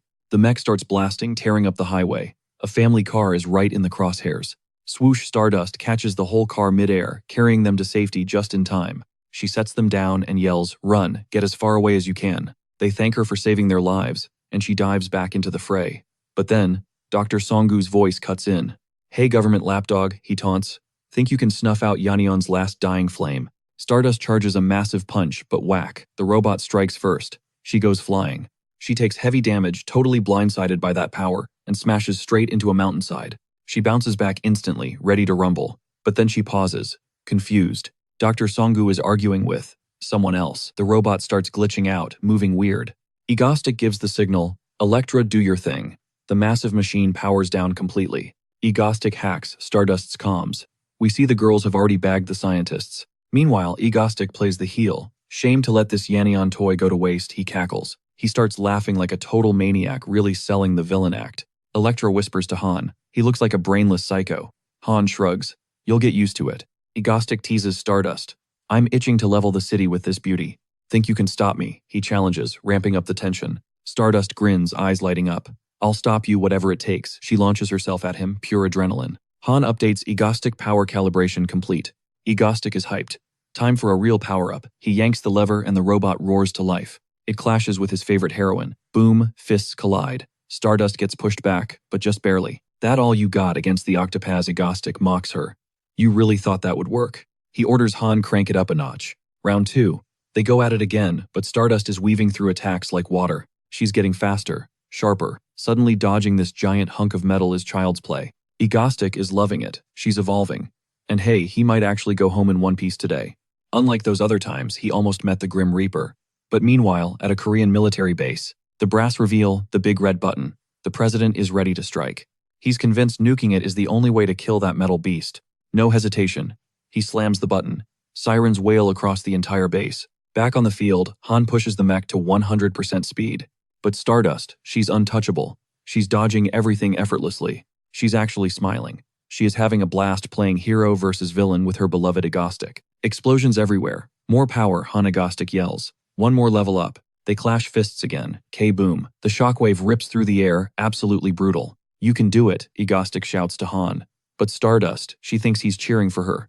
Hyped up on that misunderstanding, she smashes through the robot's armor with a supercharged strike. She grows stronger every single second. She clashes with Egotistic, and honestly, she's absolutely loving the thrill. Suddenly, Egotistic swings a massive mechanical arm, but Stardust catches the metal limb with her bare hands. She shifts her stance, glowing with confidence because she's finally downloading the bot's movement patterns. She cockily tells Egotistic to stay put and wait for her. Big mistake, that arrogance leaves her wide open. Bam, Egotistic lands a brutal hit, mocking her for thinking she had this fight figured out. He calls out her hubris, but Stardust snaps back, demanding he zip it immediately. At this rate, his trash talk is going to make her go deaf. As Egotistic continues flexing his power level, she hits max throttle. She creates an opening and pierces one of the mech's legs. Han instantly spots the structural failure. He tears into Ghost for slacking off, forcing the villain to jump back on the controls and get serious. Against Stardust. With cinematic flair, he commands the octopus engine to hit maximum output. But seconds pass. And crickets. Absolutely nothing happens. He turns to glare at Han. Totally confused, he screams for max power again. Turns out Han just didn't feel like listening. Han finally complies, looking completely over it. As the mech roars to full capacity, Egotistic taunts Stardust, asking if she thinks she can keep up with this machine, especially at this insane speed. To drive the point home, he unleashes a barrage way more savage than before. Miraculously, Stardust weaves through every strike, but the reality check hits she can't play around anymore. Meanwhile, the livestream chat is absolutely losing its mind, witnessing this clash of titans. Seeing Stardust take damage yet keep going has everyone convinced she's S-rank material, assuming she survives this deathmatch. Inside the cockpit, the girls are tearing into Egotistic, because he's piloting like a maniac. This gives Stardust even more motivation to scrap that giant metal monstrosity, mostly to get those girls away from her beloved Egotistic. Plus, irony check, if he wasn't piloting this thing, would be unbeatable. But now, she's got the juice. She slams into the mech with earth-shattering force. Egotistic is actually starting to sweat over Stardust's insane growth rate. Even Elektra notices Stardust is hitting harder than she was seconds ago. She warns the engine is redlining. They have to end this within a maximum of 10 minutes. Egotistic, totally unbothered, just shrugs and says, they might as well. Enjoy the show while it lasts. Elektra is not amused and smacks him upside the head to remind him that the mech is literally a ticking bomb, while Lazubin is trying not to puke from the turbulence. Stardust barely dodges another swipe when her comms buzz. The Hero Association screams at her to evacuate immediately. The sudden order throws her off. They drop a bombshell. The president of South Korea just authorized a launch, firing a nuclear missile straight at the octopus. If they're in the blast radius, they're vaporized. Stardust asks if they've lost their minds. A weapon that size won't just kill the villain. It'll wipe out civilians too. Besides, she's got this fight under control. Why make such a brain-dead call now? The association explains it's all optics. The president thinks he'll look weak if he just sits there. Politics is a dirty game and unpredictable as hell, so they order her to shut up and retreat. Meanwhile, Egotistic calls out, asking why she's frozen in place, since his octopunch is fully charged and itching to fire. Stardust can't believe it. They actually paused the fight to wait for her. For a bunch of villains, they've got surprisingly good sportsmanship. It's obvious they have zero clue a nuke is inbound. That settles it. She rips out her earpiece, going rogue against the association's orders. Without a second thought, she rockets into the sky to intercept the missile. Back at Hero HQ, an assistant panics, asking what they should do now that Stardust has gone rogue. But the association president just says to wait. Then with zero shame, he grabs a bucket of popcorn to watch the drama unfold, claiming this is better than his favorite soap opera. Egotistic is confused. Why did Stardust just bail? He figures she must be fleeing the scene. But up in the air, her mind is racing. She knows the government has a million reasons to nuke Egotistic. considering he's an A-rank villain who livestreams his crimes for clout. Yet, try as she might, she just can't bring herself to hate him. So today, she's making a stand. It was payback time, her turn to save the guy she cared about. With that locked in her mind, she kicked her thrusters into overdrive, burning every ounce of energy she had. In a heartbeat, she was closing the gap on that warhead flashbacks flooding her brain. Like that time Egotistic snatched her from the jaws of death back at the Hainun hideout. That memory alone, it was all the confirmation she needed. Zero hesitation. She lunged forward, slamming her hands directly onto the hull of the missile. The G-force was insane, instantly knocking her back. Meanwhile, down on the ground, Egotistic clocked a massive energy spike heading his way. Though Han and the squad were faster on the uptake, they instantly ID'd the threat. It wasn't a person. It was a nuke-level missile. Egotistic was shook. Why the hell was Stardust risking her neck to save him? It didn't make any sense. Stardust, for her part, was going full beast mode up there, straining against the engine's thrust. Crunch. She managed to crush a section of the fuselage, creating the exact opening she needed. Seizing the moment, she wrenched the missile off course, forcing the payload straight up toward the stratosphere. Egotistic immediately pinged Han, demanding to know the source of the attack. But she snapped, "Zip it, I'm tracking," eyes glued to her screens. Seconds later, she got a lock on the launch signature. And the results were a total bombshell. That missile was launched directly from the presidential office of Korea. Han scrambled for a kill code, but they were out of time. The timer was ticking down 10 seconds to detonation. Egotistic's blood ran cold. Meanwhile, the president was sitting back, looking smug, thinking he'd just pulled off a masterstroke, totally oblivious that Stardust was hauling his dirty work into the sky. Somewhere else, Seola was just chilling out shopping, completely unaware her bestie was moments away from being vaporized. Egotistic was sweating bullets, watching his favorite frenemy, literally 3 seconds away from being blown into a million pieces. 2 seconds on the clock. She ignited her thrusters one last time, hurling the warhead deep into the atmosphere. It breached the exosphere, and boom. A colossal explosion lit up the sky, visible to Egotistic and the crew. Even Hyul caught the flash from her high school window, left totally speechless. The exact same look of shock was plastered on the association president's face, and the president of Korea. Back at base, Han and Elektra were frantic. What happened to Stardust? Egotistic couldn't hide it. He was genuinely terrified for the world's main character. High above, she was in freefall, completely drained after pulling off that miracle. In a flash of purple energy, Egotistic teleported to her side, scooping her up in midair, and he still couldn't wrap his head around what she just did. Stardust blinked open her eyes, realizing he'd come for her even as he started lecturing her, for almost throwing her life away on a suicide mission nobody asked for. But she didn't argue, she just stayed quiet. Internally, Egotistic was fuming. So reckless. She was just showing off her monstrous strength again. Then he panicked. Wait, was she pissed? Why was she looking at him with those intense eyes? He figured it was because she was currently being cradled by her arch-nemesis. So he leaned into the villain persona, mocking her, accusing her of trying to bail on their fight like a coward. The scolding just kept coming. Then it hit him. If that missile had actually connected, if the giant weapon hadn't been stopped, he would have been vaporized and everyone else along with him. So the question remained, why did she save him? He didn't have to wait long for an answer. Stardust looked up, voice soft, and whispered, "Now, we're even." That threw Egotistic for a loop. And that final smile before she passed out, it was terrifying. It hinted that maybe she knew the truth, that he wasn't actually a villain, despite all his efforts to play the bad guy. Shaking it off, he descended back to solid ground, to lay Stardust somewhere safe. Luckily, her vitals were stable. He couldn't help but admire her absurd durability. Literally any other hero would have been deleted from existence trying a stunt like that. Regaining focus, he pinged Han for a sit rep. She dropped the bomb. The order came from the top, the president of Korea himself. Egotistic shook his head. Humans in this world were wild cards, totally unpredictable. And since the whole city just watched Stardust yeet a missile into space to save him, the public was going to lose their minds. They were already desperate to ship the hero and the villain, and this would only add fuel to the fire. That had to stop. Han cut the feed. "We're going live," he ordered. Han smirked. She'd been waiting for that call. A moment later, the on-air signal lit up, and Egotistic was broadcasting to the world. The chat was exploding. Everyone wanted to know if Stardust survived since the cameras cut out when she hit the sky. Egotistic was ready to give them the tea. He panned the camera over, revealing Stardust lying there unconscious. The internet went into meltdown. They thought she lost. Comments started flooding in, calling Egotistic a monster for hurting a lady like that. But Egotistic cut through the noise. "Wasn't me," he declared coldly. "If you want to blame someone, look at the presidential office. They're the ones who wanted. So get this, the government decides to drop a literal nuke on Seoul. And the mastermind, the president himself. Why? Because he wanted to flatten the entire city just to take out one single villain. Obviously, the public completely lost it. They realized a heartless monster was running the country, and the president started sweating bullets because everyone is calling him a tyrant. Right in the middle of this PR nightmare, Stardust catches a glimpse of Egotistic standing on a crumbling skyscraper. By the next morning, the news channels are screaming that the government is facing its worst crisis in history, with massive protests demanding the president's immediate impeachment. On top of that, the International Hero Federation is already debating bumping Stardust up to S-Class. But here's the kicker, they are considering the same upgrade for the villain. Egotistic.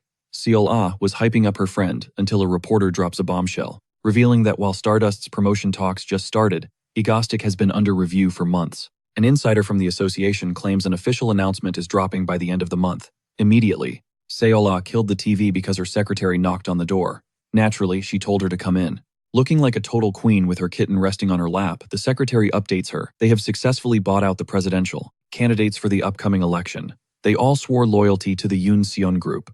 Plus, the chairman just announced he is handing over full control to his daughter Seol. She smiled, finally getting exactly what she wanted, and happily dismissed the secretary to leave the room. Once she was alone, she whispered a thank you to Egotistic for handing her the chance to swallow the entire Republic of South Korea whole, an opportunity she plans to milk for all it is worth.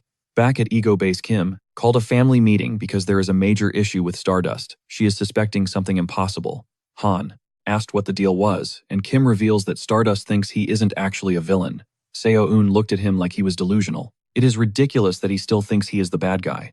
The whole squad agrees he is basically a weirdo. Like the guy definitely has a few loose screws. Kim yelled that he is not weird, claiming he only blows stuff up when he is bored, and the number of hostages he has taken is off the charts. But Ha-eun reminded him, yeah, but you always let them go. Lee Subin even raised her hand, admitting she was one of those hostages. Kim argues that he has wiped out tons of villains, but Seo-eun thinks he is just bragging about taking out the trash. Han even thanked him, saluting hero Egotistic. Kim insists he has been living his life, grinding hard as both a villain and a civilian, but Seo-eun shut him down fast. That is irrelevant. It just proves he isn't sane. She asks if he was seriously trying to roleplay as a villain this entire time. Kim quickly said yes, earning a roast from Seo-eun. She told him he lost the plot the moment he decided to pretend to be a bad guy. Just looking at him, it is obvious he is fake.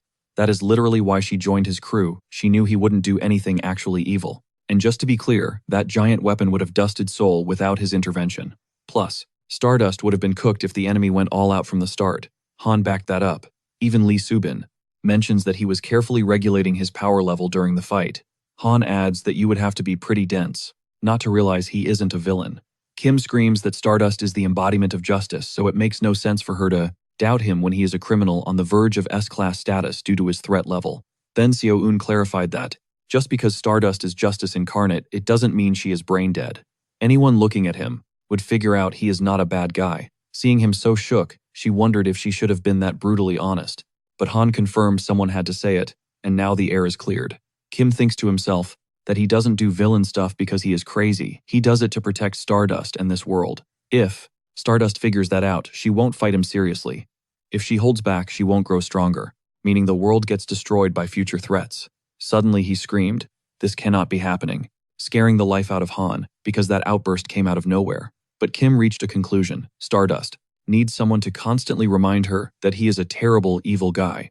With that plan locked in, he told the girls he is heading to Busan for a bit. Coincidentally, Haru was already in the city, totally amazed, staring up at the massive skyscraper where she will be staying for a few days. A security guard stepped up, recognizing her as Miss Haru. She gave a nervous nod, letting the bellboy grab her bags to haul them up to the suite. Honestly, Haru felt like she should have just handled the luggage herself. But before she could spiral, a familiar voice cut through the noise. It was her bestie Seol, absolutely gushing about Haru's major glow-up. Haru was totally confused by the hype, acting all shy. But Seol, didn't give her time to think, grabbing her hand to go toast the birth of South Korea's very first S-Class hero. Walking into the suite, Haru's jaw hit the floor, pure luxury, with a killer balcony view. She told Seol, this was unreal. But the hostess was already moving on, inviting her to feast on some Michelin star-level grub prepared by her private chefs. Although Haru completely lost her cool when she spotted a mango frappe on the menu. One sip and she was practically in heaven. Seol chuckled, admitting she had no clue Haru was such a mango stan. She figured the mango obsession was actually about Egotistic, since internet trolls call him Mangostic. Honestly, Seol kind of wished she had a dedicated villain like that. But Busan was full of absolute nobodies, making it nearly impossible for her to grind her way up to S-rank status. So she dropped a bombshell. She was thinking of using this chance to head straight for Seoul. She wanted to throw hands with Egotistic just once. Haru shut that down immediately, panic written all over her face. She warned that the guy is obsessed with her Stardust persona. If Seol Ah steps in and interferes, he might snap and do something reckless. Haru reminded her about the Seoul Bridge disaster. Some chaotic forces just can't be controlled. Seol Ah saw her point, and Haru drove it home by reminding her that Busan would be defenseless without her. Suddenly, Seol Ah's smartwatch buzzed with an alarm. Someone was messing with her office desk. She told Haru she had to handle some urgent business at the company, telling her to keep vibing with the food. Haru didn't mind one bit. Back in her office, Seol Ah scanned the desk, wondering what triggered the sensor. She found nothing and assumed it was just a glitch. But her heart stopped when she saw her cat levitating straight into her arms. A voice from the shadows confirmed it wasn't a glitch. He had tripped the security on purpose, just to see her. It was him, the one and only Egotistic. Seol Ah demanded to know why he was crashing her office. Was he here to turn himself in? Egotistic scoffed at the idea, revealing he only came because she caught his interest. He exposed her as the real owner of the Yoon Seon Group, cosplaying as a hero, while secretly plotting to take over South Korea. Seol Ah clapped back, admitting she thought the villain Egotistic was secretly protecting the country while simping for Stardust. But now it looked like he was volunteering for a stay at a maximum security prison. Egotistic started laughing at her guts, exactly what he expected from the hidden boss of the original story. She wasn't just some random NPC. But right now, she was still a total rookie. Seol Ah's nerves spiked. What the hell was this masked psycho planning? She was stunned when he dropped a proposal. No riddles, just a hand extended offering a straight-up alliance. He knew perfectly well that you can't defeat a hidden villain with just punches. He needed to get her on the same boat. At that exact moment, Stardust's spidey sense went haywire, screaming that something terrible was about to go down.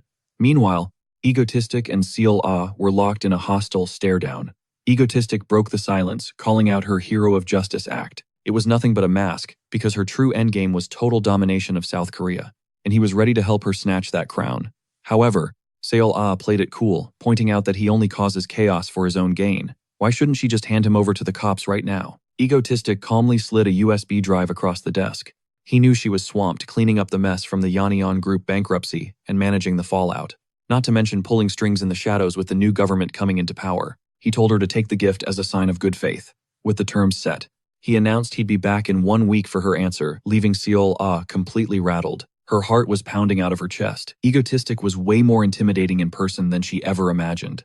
She stared at the memory stick, realizing the terrifying scope of his information network and capital. Add in the extreme loyalty of his fandom, and he was a villain with massive influence. He held sway over Korean politics and culture. He wasn't just a villain, he was a revolutionary anti-hero. But still, he saw right through her ambitions and offered a partnership. From the very start, she was dancing in the palm of his hand. At this point, saying no wasn't really an option. Seol A hopped onto her computer curiosity, peeking as she clicked on a mysterious folder. The file name alone was a power move, essential intel for Seol A to dominate South Korea. She opened it and her jaw practically hit the floor. It was a total goldmine. We are talking about high-level classified secrets that money literally cannot buy. With this arsenal, she could have the entire country wrapped around her finger before the year ends. Just imagining the power trip had her feeling absolutely ecstatic. Meanwhile, Kim was catching the train to Seoul, already complaining about what a massive drag this whole ordeal was. Like seriously having to commute again. Fast forward 1 week, and he was back in Busan tracking down Seol A to get some feedback. He needed to know if his gift hit the mark.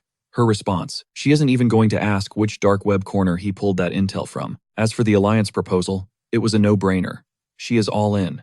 She even told him to drop the formalities. They are speaking casually from now on. Egotistic was cool with that. Partners should be chill, right? But then bam, she slid a contract across the table. The fine print. Mandatory meetings. Once a week. He was baffled. Why the micromanagement? Her logic, that is just how teamwork makes the dream work. According to her teammates, need FaceTime. Egotistic, however, was not vibing with the idea of a weekly pilgrimage down to Busan. A weekly commute. Hard pass. He threw shade, asking if the massive Yoonseon group just had way too much free time on their hands. He told her to save her time. Seol A countered, offering to come up to Seoul herself, but our guy shut that down immediately. Weekly meetups were physically impossible. Seol A tried to haggle. Okay, every 10 days. Egotistic pushed back hard. Make it every 20. They went back and forth until Seol A said 15 days. Egotistic finally sighed and compromised. 2 weeks. They would meet every 2 weeks. Deal sealed. But then she dropped the bomb. Why are you so obsessed with Haru? That question made him sweat a little. She had figured it out. She looked him dead in the eye and called his bluff. He is trying to power level Stardust, isn't he? It is like he is grinding XP for a video game character, and the whole villain act is just a means to an end. Of course, she admitted this was just a hunch based on hard evidence. Egotistic realized he couldn't underestimate her. This girl is sharp. She nailed every single detail. Then she admitted she was jealous. Every time he stages an attack, Haru's power levels spike through the roof. So she wants the same treatment. She wants him to boost her too. The atmosphere shifted, getting spicy as she leaned in, bringing her lips inches from his. Thwack. Egotistic flicked her right on the forehead, killing the mood instantly. What is your deal, you crazy heroine? Cola pouted, annoyed that he blocked her attempt to steal her best friend's potential man. But Egotistic set the record straight. You ask a villain to stage attacks not for kisses. She argued that made no sense, since he isn't a real villain anyway. She demanded to know, why is Stardust the only one getting the VIP treatment? He had to admit she had a point. He did kind of steal her XP farm by eliminating her designated villain, stunting her growth. In the original timeline, she would be stronger. Feeling a bit guilty, he agreed to help her out. Ciole's eyes lit up. When do we start? Hold your horses, he said. Before any power leveling happens, she owes him a favor. Whenever she talks to Haru, face to face or over the phone, she needs to trash talk him. Constantly. Little does he know, Haru is already heavily crushing on him. Like Haru is glued to his fan club, page 24/7. But Egotistic is oblivious. He just has one goal. He needs Cola to be his biggest hater. Talk smack about him behind his back every chance she gets. The plan is to make Haru despise him. Cola looked at him like he grew a second head. Are you some kind of weird mental masochist? The silence stretched. She still couldn't wrap her head around it. He wants her to roast him in front of Haru. Just so, Haru keeps seeing him as the bad guy. Egotistic doubled down, telling her to go hard. No mercy. Call me a ridiculous narcissist, a psycho dumpster fire, a criminal worse than Didi. Cola hesitated. She was worried that kind of elementary school tactic would backfire, but Egotistic was confident. Trust me, it works. And he knows what he is talking about. He has binged the Stardust series more times than any sane human should. He is the ultimate expert. No one understands Stardust's twisted sense of justice better than he does. Cola finally shrugged and agreed. It seemed like this weird request was the foundation of their entire partnership anyway. So she will give it a shot. That was music to Egotistic's ears. He extended a hand to seal the deal. Cola took it, cementing their chaotic alliance. As their hands touched, she found herself getting lost in his eyes again. The guy is just majestically handsome, okay? But the romantic tension vanished instantly. Poof, he teleported away. Cola felt like an absolute clown. Catching feelings, stupid. Maybe it is just the thrill of the chase. It is the first time she has encountered a fish that refuses to be caught. But one thing is crystal clear now. Egotistic, Korea's #1 villain. She is totally into him. And starting today, her mission is to make him hers, no matter how many other stray cats try to get in the way. Any homewrecker crossing her path is toast. But cut to Haru's place surprise, Cola just pulls up out of nowhere. She is beaming, rocking a suitcase, and ready for a sleepover. Turns out Cola was desperate for some quality Haru time. She hits her with the "can I crash here" request. Haru is chill with it, but she is like, what about your patrol in Busan? Cola waves it off. Busan is just small fry central right now. The heroes ranked B and C can handle the cleanup. Plus, stepping back lets the rookies get some spotlight. It is a win-win situation, really. Her security detail basically dumps her on Haru's doorstep. Haru takes the handoff and wishes them a safe trip back. Cola wastes zero time diving into the bed. She is weirdly hyped that the sheets actually smell like Haru. That comment makes Haru cringe a little. Then Cola shifts gears. Let's get wasted and reveals a secret stash of booze. Completely ignoring Haru's vibes, she busts out the drinks. Meanwhile, our blonde queen is over here, sniffing herself like, do I really smell weird? Cola pops 2 bottles she smuggled in, and Haru just has to roll with it. A few drinks later, Cola starts trash talking. She calls Egotistic a total scumbag and roasts the fact that he actually has a fan cafe. She claims anyone who joins is mentally deranged. Haru isn't having it. That comment hits way too close to home. Why? Because Haru is basically an admin-level stan. In that very group, Cola keeps ranting that his constant attacks are a massive headache. She bets the guy gets a kick out of all the clout and media chaos. Haru is sweating bullets, listening to Cola drag her dream man through the mud. Cola claims. Egotistic has main character syndrome mixed with some cringy middle school edginess. A total diva villain. He thinks he is untouchable, just staging crimes for likes. She straight up says heroes need to permanently delete this guy. Haru thinks, okay, chill, that is harsh. But Cola is not done yet. She labels him a pathetic narcissist. Sure, villains have egos, but Egotistic takes it to a whole new level of toxic. He is obsessed with himself. Haru mentally objects, remembering how he literally risked it all to save her life. Then Ciola drops the bomb. The grossest part, he is basically stalking Stardust. Haru definitely does not agree with that take. Ciola tries to keep the hate train going, but the liquor wins. She blacks out cold. Haru scoops her up and tucks her into bed. She is left wondering, where did all that shade come from? Honestly, Ciola's rant felt totally fake. Haru pulls out her phone, checks her Egotistic fan account, and sighs. Who knows when she will see her chaotic crush again. Flash forward a few days. Chayun and Hyul crush breakfast and grab their gear for school. The squad sends them off with good vibes. Han, who basically just rolled out of bed, mumbles a good luck too. Kim warns her, "Girl, watch out or your jaw is gonna snap from yawning so hard." She demands to know what kept Han up all night. Han almost slips up and mentions Stardust, but catches herself just in time. Top secret info. Kim drops the subject because she has got major news. Next raid is Busan next week. The girls are totally lost. Stardust does not patrol that zone. Han asks, why the road trip? Kim explains. They snagged a sponsor in Busan who specifically requested a villain attack right there. Segi is baffled. What kind of psycho corporation orders a terrorist attack on themselves? Little do they know the client is a high-class rank A hero. Cut to Busan 1 week later.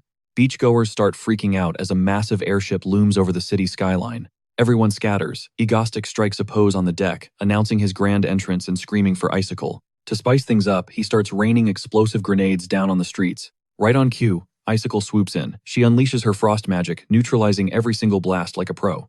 She confronts Egotistic, shouting, "Your reign ends here," but internally, she is screaming. She has been dying to deliver that dramatic hero line. Meanwhile, back at the Hero Association headquarters, the director briefs Stardust. Egotistic is in Busan. Sit this one out. She hears absolutely none of that. Ignoring orders, she launches herself into the sky, breaking the sound barrier to get to Busan. She is fuming. How dare Egotistic show his face to Icicle instead of her? She is being eaten alive by pure green-eyed jealousy. But rewind a few minutes, meet the band Leppies. High above the clouds, the crew is cruising on their flying fortress, the Alice, when Yellow breaks the silence, asking if the others are feeling the hype. Blue looks clueless, so Yellow spells it out. They literally built this beast of a machine, from scratch, and they're seconds away from launching a massive raid on the city. Blue puffs his chest out, brimming with pride over their handiwork, but snaps back, telling Yellow to quit yapping, even though he's secretly geeking out too. Suddenly, Red Leader steps onto the deck. He declares that they've finally made it big. Real pirates just like Luffy and the Straw Hat crew, and screams out to the squad asking if they're ready to absolutely wreck Busan. The boys roar in agreement, but right as Red winds up for another speech, Egotistic teleports right behind him like a ghost. Instincts kick in. Blue and Yellow instantly lock and load their weapons to defend the captain. Egotistic drops a bombshell. This raid is his show now. Red flips out, sick of this guy acting like the main character. Zap. A massive bolt from Elektra fries their nerves and humbles them instantly. Egotistic smirks, telling them to chill, because they're all on the same team now. Red hates every second of this hostile takeover. But the second they see Elektra charging up round 2, the whole crew suddenly decides they love the plan. Egotistic barks orders, Red takes the rear guard, while Yellow and Blue flank the sides of the ship. It's showtime, people. The attack is launching now, so everyone needs to scramble to their battle stations immediately. These budget pirates have no choice but to fall in line. Egotistic throws Lee Subin onto the helm, leaving Seiji completely shook. She had no idea Subin could pilot a warship. Seiji asks for orders, but Egotistic benches her, sending her to the cabin to chill and watch the fireworks. Then he patches a call through to his employer, confirming they are swooping straight toward Haeundae Beach. Seiji is losing her mind, totally confused, desperate to know which lunatic actually ordered a hit like this. Cut to the present. Icicle lands on the scene to intercept them. Seiji instantly clocks the situation. The client is none other than the Yunsun heiress and A-rank hero herself. Egotistic fires up the live stream announcing his arrival in Busan with maximum theatricality, sending the viewers into a frenzy over the cinematic entrance.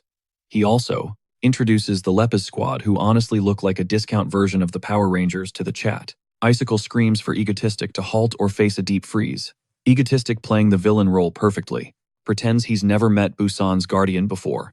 With pure swagger, he launches a volley of grenades to test her reflexes. But Icicle barely blinks. She triggers her powers, flash freezing the explosives mid-air and neutralizing the blast. The chat goes wild for the display, with half the comments already shipping Ice Mango hard. Icicle summons massive ice pillars, surfing them like a highway, straight toward the ship, declaring that no one is escaping today. Egotistic is genuinely impressed by Ciola's acting chops. Meanwhile, the Hero Association buzzes, Stardust telling her Icicle has it under control and to stand down. But Stardust is raging. She refuses to turn back, determined to crash the party no matter what. She hits the afterburners, speeding up to reach the chaos as soon as possible. Back in the sky, Yellow unloads everything he has at Icicle, but she effortlessly blocks with an ice shield and looking annoyed counters by freezing him into a human popsicle.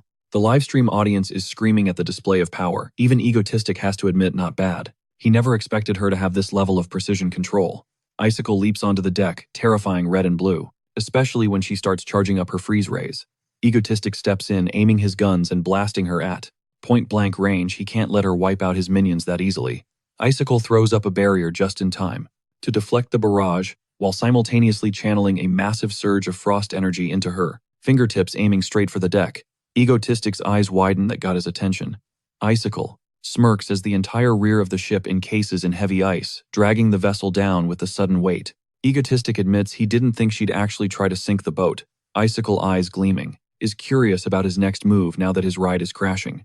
Egotistic laughs, saying the plan is obviously to run, forcing her to scramble to stop him, while she's sniping at him with ice spears. Egotistic talks to the camera, telling the chat that terrorizing Busan is harder than it looks, and signs off for the day. The second the camera's cut, Icicle walks up to congratulate him on a stellar performance, and Egotistic, he throws the compliment right back, solid acting chops. But the ice structure in the rear totally melted, which means it's time to thaw out the yellow guy stuck in the deep freeze. Icicle immediately drops a, "My bad, sorry for the wait." But suddenly, Egotistic's spidey senses start tingling. Something is definitely off. He spins around to Icicle, panic rising in his voice. "Yo, Icicle, what the actual hell is that in the sky?" He freezes sweat, forming, praying. This is just some twisted prank. Icicle squints, tracking the projectile. It's not a bird, it's not a plane. It's Stardust incoming like a heat-seeking missile. And judging by that death glare, she is absolutely livid. Pure rage. Cue the instant panic attacks for both of them. Oh. Oh, oh, oh, oh, oh, oh, oh, oh. Oh, oh, oh, oh, oh, oh, oh, oh, oh, oh, oh, oh. Oh, oh, oh. Egotistic clocks the getaway boat peeling out. He is gone. Meanwhile, Icicle, sweating bullets, stammers. Stardust, aren't you supposed to be guarding Seoul? Why are you in Busan? Stardust, dead silent. She just stares, radiating an aura of pure disappointment over the chaos that just went down. Icicle tries to play it cool. "Hey look, I totally had these villains handled. You didn't need to come all this way." Stardust ignores the flex and cuts straight to the chase. "What were you whispering to Egotistic about?" Icicle feigns shock. "You saw that pff? No, he provoked me. I was just clapping back with some trash talk. Nothing deep, swear. Just a couple of insults, you know. Definitely not plotting anything." Stardust starts powering up her fury limitless. "I saw you smiling, Icicle. Don't lie to me. Explain. Now." Icicle keeps her poker face locked in. "We were mocking each other. Just banter. Come on, I'm a pro hero. I'd never vibe with a sleazy womanizing villain like Egotistic. Gross." The problem, Stardust isn't buying it. She says nothing, pivots and prepares to hunt down her beloved nemesis, to get the truth out of him personally. Icicle panics and grabs her arm. "Wait, are you seriously gonna chase him right now?" Stardust's eyes go ice cold. "Let go. This is priority one." Icicle knows if she lets go, it's game over. If Egotistic slips up and gives a different excuse, they are all doomed. She needs a lie fast. "You can't. He warned me he'd nuke all of Busan if we tried to follow him. We can't risk it. As a hero, you have to put the citizens' safety first." That hits home. Stardust hesitates, grinds her teeth, and stands down. "Fine. Back to Seoul." She bids a stiff farewell to Icicle. Icicle waves weakly. "Text me when you land." As soon as Stardust is gone, she collapses. "Holy crap, that situation just shaved 10 years off my lifespan." She catches her breath, wondering what that whole vibe was about. She looks at the fleeing boat, then back at Stardust's fading trail. And the realization hits her like a truck. Oh my god, Stardust is totally crushing on Egotistic. That is actually adorable. Meanwhile, mid-flight, Stardust is replaying the scene in 4000K resolution inside her head. Seeing those two looking friendly, her blood boils. Egotistic is her personal villain, hers alone. Back off. Cut to Egotistic, crashing through his front door, totally gassed. Han is like, "Whoa, back already." Little do they know the very fabric of their reality is shifting. We just went from gritty sign-in action to a full-blown rom-com. Hours later, the news is already dissecting the drama. Breaking news sectors are buzzing about a shift in Egotistic's emotional state, the anchor announces. He usually only has eyes for Stardust, but today he was focused on Icicle. A so-called emotional expert pops up on screen claiming Egotistic has unlocked a new romance route. The fact that he pointed at her is definitive proof. He never points at his sidekick Electra like that. But with Heroine Icicle, different story. Seoji is watching this, absolutely fuming. Fake news, trash TV. Though, that explains why Kim does whatever he wants, she mutters. Han nods in agreement. Yup, totally makes sense. Meanwhile, Kim Egotistic himself is sitting there, totally clueless. Wait, what did I do? The girls stand up. Han commands, we are eating all the remaining mango ice cream, now. Kim is baffled. Okay. Suddenly, Lee Soo-bin slides in, shoving a bowl of mango ice cream at him. But the look in her eyes, pure murder. She is not happy about him rizzing up another heroine. Kim just gulps.